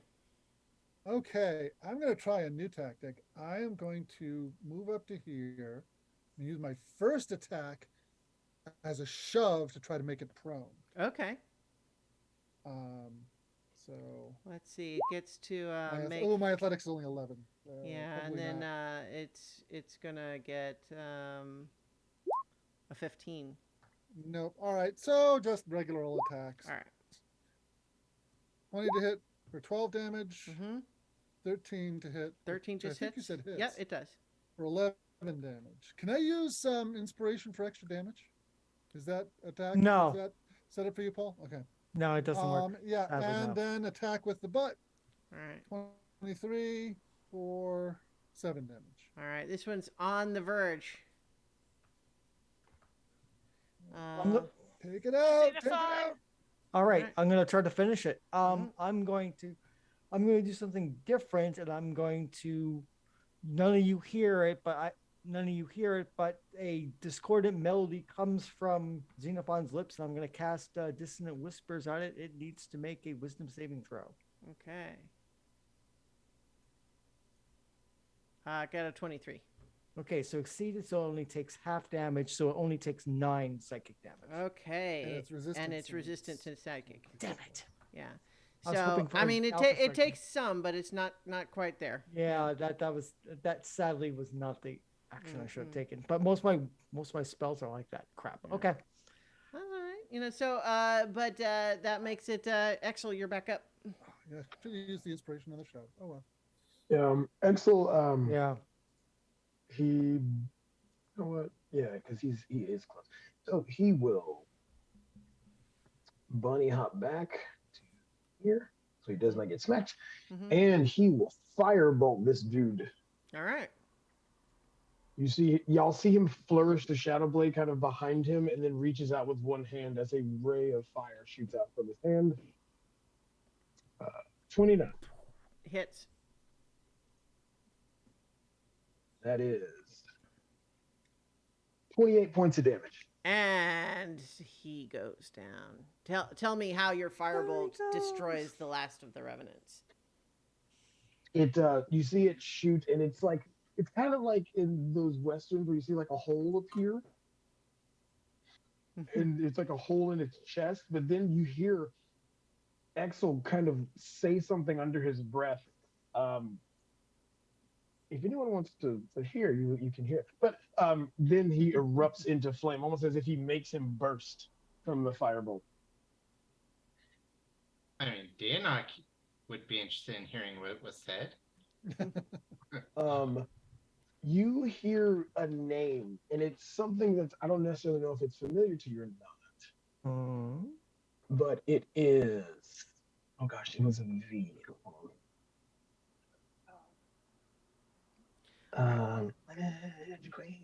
Is it the name of your patron?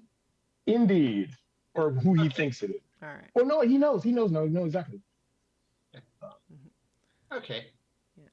But so in any case, once all of the revenants are done, Zhang Yin kind of hurries to jump down into this little compartment. There's actually a little map for it, but it's like off the main map with the line of sight stuff. I'm not gonna mess with it. But in the meantime, she jumps down there and she's immediately looking through these cabinets in kind of a hurry. And you see her. There's 5 cabinets carved with symbols that represent luck and long life. And she opens the first one and it sees a lot of documents in there. And then she hurries and opens the second one. It has what looks like a suit of splint armor that looks in pretty good shape. And then there's a bunch of then let's see. Danak will join her.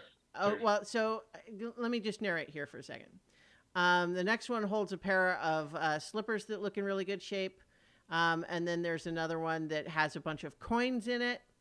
And then the last one, she hurries to like pull it open, and let's see. I think that she needs to make a Constitution saving throw. Oh no! On that last one. Oh no! I want. Who has the highest passive insight? Passive Passive insight? Yeah, it would probably be the highest wisdom score. 16. 17. 18. Okay. Insight? Yeah. So I think Canthan, The thing that occurs to you here, I think, and maybe others might notice this too, and this is going to be kind of a point for us to finish the this session on. So she opens that last cabinet, and you see her suddenly like seize up, like she's just in excruciating pain, and just kind of like collapses to the ground, looking like she's in tremendous pain without having opened the cabinet. But even as you're, I'm sure, concerned about that, it can't help but occur to Canthan, you're looking for diaries, right? And she opened that first cabinet and it was full of documents, and she just immediately went to the next cabinet. She didn't like look at them at all.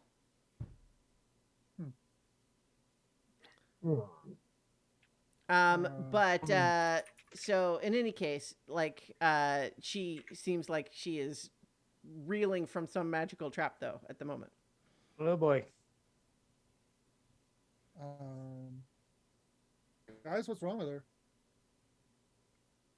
I mean, she's lying on the ground like she's just continuing to be in excruciating pain. She's not unconscious. She is writhing in pain. Deonak would like to go ahead and do Dispel Magic on her. Okay. I think you do that, and it just it eases that effect, and she's just, oh my goodness, thank you. I got impatient, I suppose. That's embarrassing. I'm sorry. Thank you for helping me there. She looks at that last cabinet. She's a little wary of it. It's like, let's see. Can we tell if it will do that again, or is it one shot? What do you think, Deonak? Want to make an Arcana check? Take a look. Yeah. Yeah.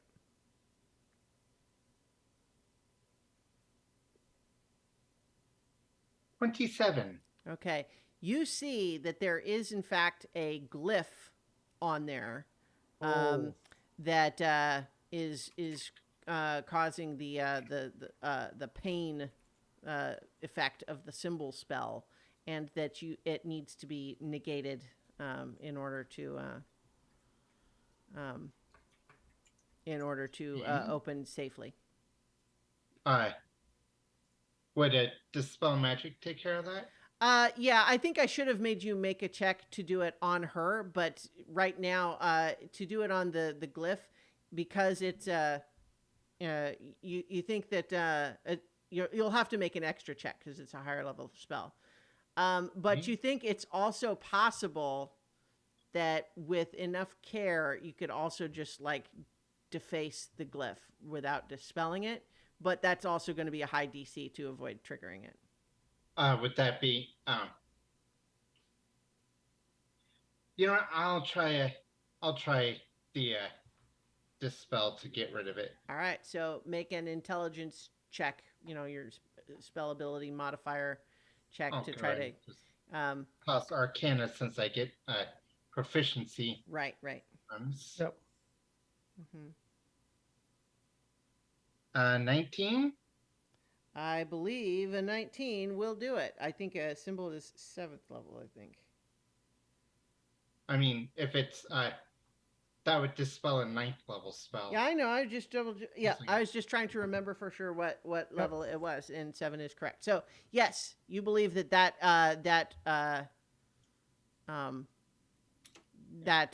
you've disabled that glyph, and so it should be safe to open now. Yeah. So Deonak just goes trace the sigil in the air, slashes through, and there's a flash. Okay. That symbol disappears. All right.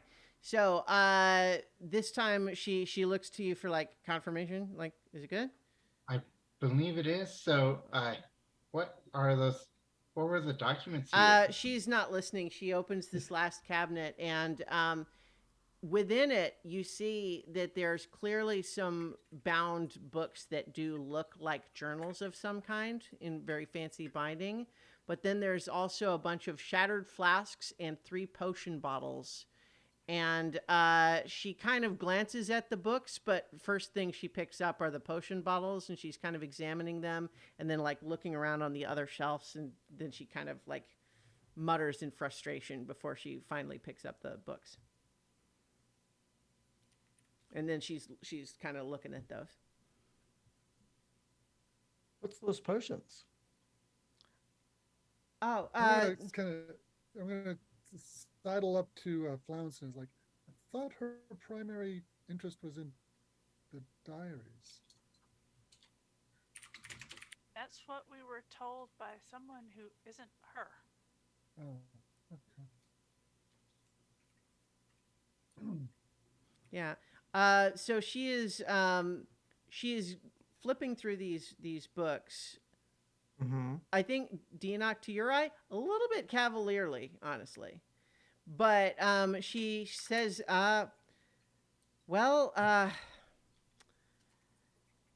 these are the diaries, so mission accomplished, I guess.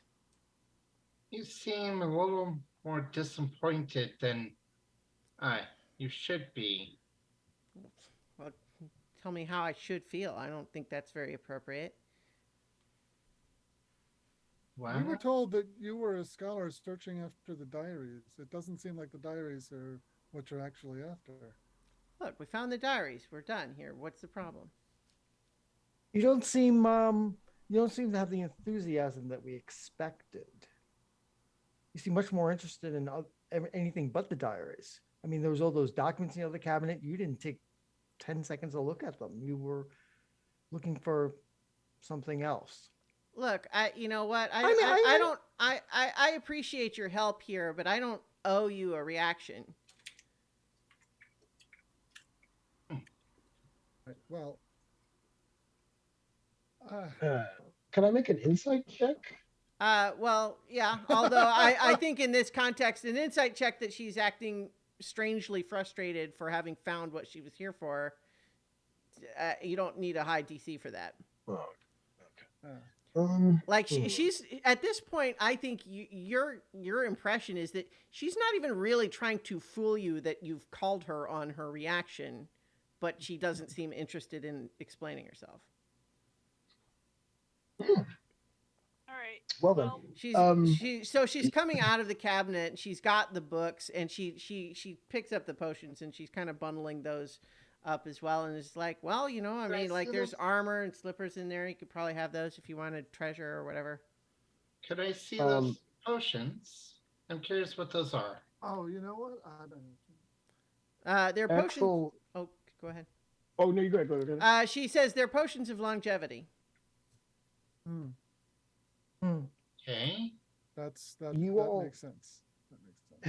It makes yeah. All right. Well, I mean, we've got the diaries. I think it's reasonable to head out. Well, let's look at the armor, the slippers, and the coins. Yeah, and I think we should bring the other documents as well. Yeah. Mm-hmm. And we should double check. Like we should go back through and double check to make sure we didn't miss anything, especially in the areas where we found people either protecting or trying to keep us from stuff.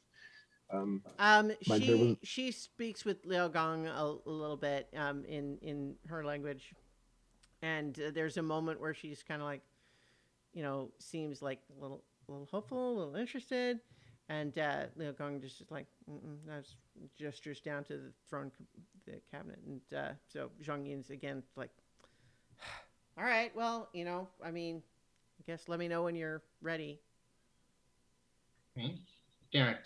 Dianok will go and gather up the documents because.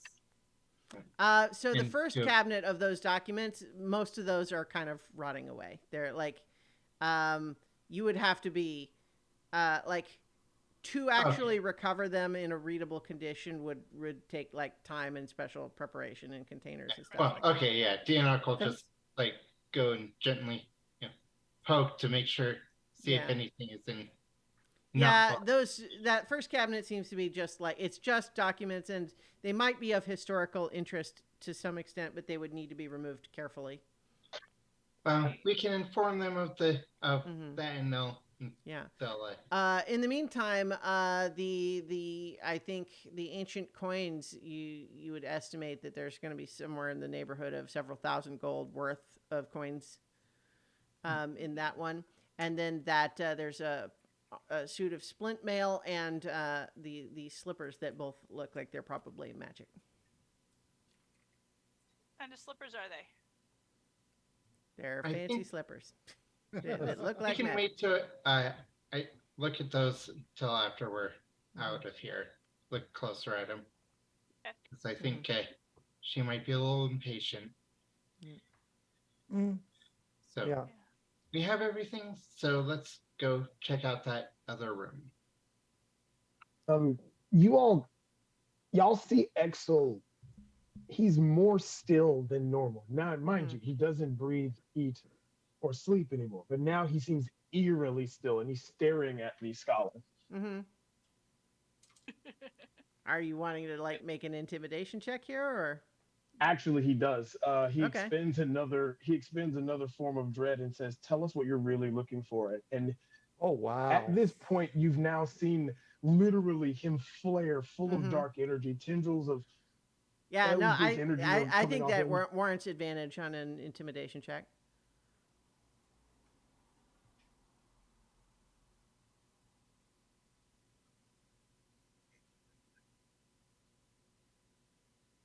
Yeah, so 30.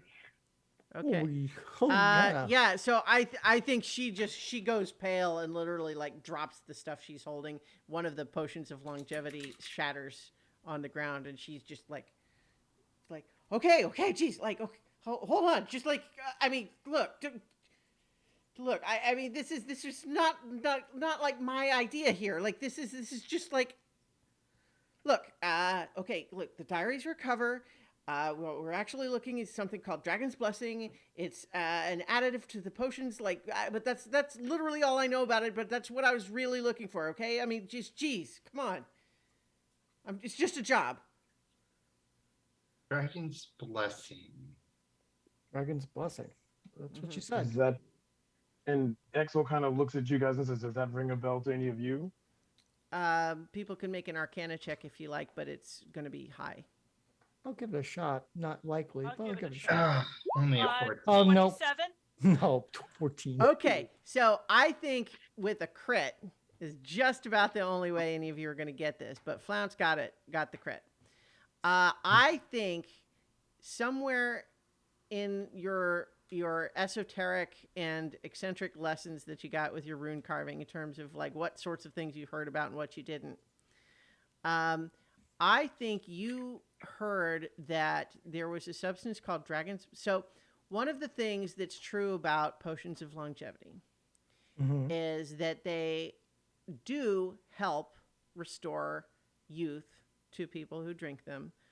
But the downside to them is that over time, as you drink more and more of them, there is an accumulating chance that it will actually do the reverse, right? Okay, So for every subsequent one you take, there is an increasing chance that it will actually make you older instead of younger, right? But Dragon's Blessing is a extremely rare substance, legendary even, that is supposed to negate that element. Oh. When Flounce tells us this, Exel kind of looks over and says, "I think someone is trying to live forever." And I think when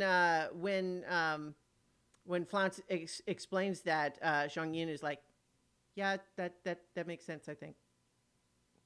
Like, can I put my hands down? Like, look, I mean, I'm sorry I wasn't like totally upfront with you guys, but I mean, this is just like, this is obviously a top secret deal. So I'm already probably in trouble for telling you.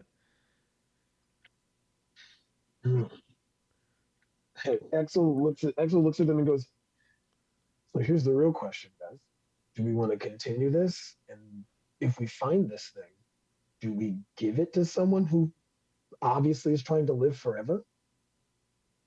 I think I have a feeling like that's been something that's been going on for quite a long time. How long has the current ruler been in power? I actually don't have that specific number, but it's so as mentioned though, this land is kind of known for Right, going they go for yeah. longevity, and longevity is a sign of favor of the gods. Well, right, yeah, and so the emperor's lines tend to have exceptionally long lives. Okay. And you spoke with Luogong, and she indicated that she had no knowledge of this substance being anywhere within these ruins. Well, is that correct? Yes, she says that her empress was obsessed with trying to find something even better than Dragon's Blessing, and obviously failed. And that if they had anything, it would have been here. Okay. Good to know. And honestly, I mean, the rest of this place seems like it's looted. If there was any I don't know. Is it? So is there any? Can go over that area with the kind of really detailed search. What I don't know what. Is it possible for us to do that? I don't know. I don't know what. I don't know what area you're talking about. The chamber underneath the chamber. Oh well, I've told you what's in there. Okay, so okay. There is that one area we haven't explored yet from earlier. Mm-hmm. The big room. Yeah. So incidentally, because it's time, what happens as you're kind of trying to decide what to do next, is that you rumbling fills the tunnels and a tremor disturbs the nearby rubble. All goes quiet again, but now a haze of dust hangs in the air. Yeah, probably not a good idea to be in an unstable tomb while there's an earthquake. So we should get out. I think that's about time for this. Okay. And so as you are hurrying toward the exit, the result of the tremor is now clear. A great pile of rubble fills the space where the stairway once stood. Bum, bum, bum. Okay. Well, that's yeah, that's disturbing. All right, so I think that's where we're going to leave the cliffhanger for tonight. What will become of the Orders of the Golden Prawn? Will they be forever entombed in these ruins? We'll have to wait and find out. But I believe next week we're going to be down a player, so we might do something else instead of this. But we will return when we can for more adventure on so many levels. So many levels. You won't be trapped forever. Really won't.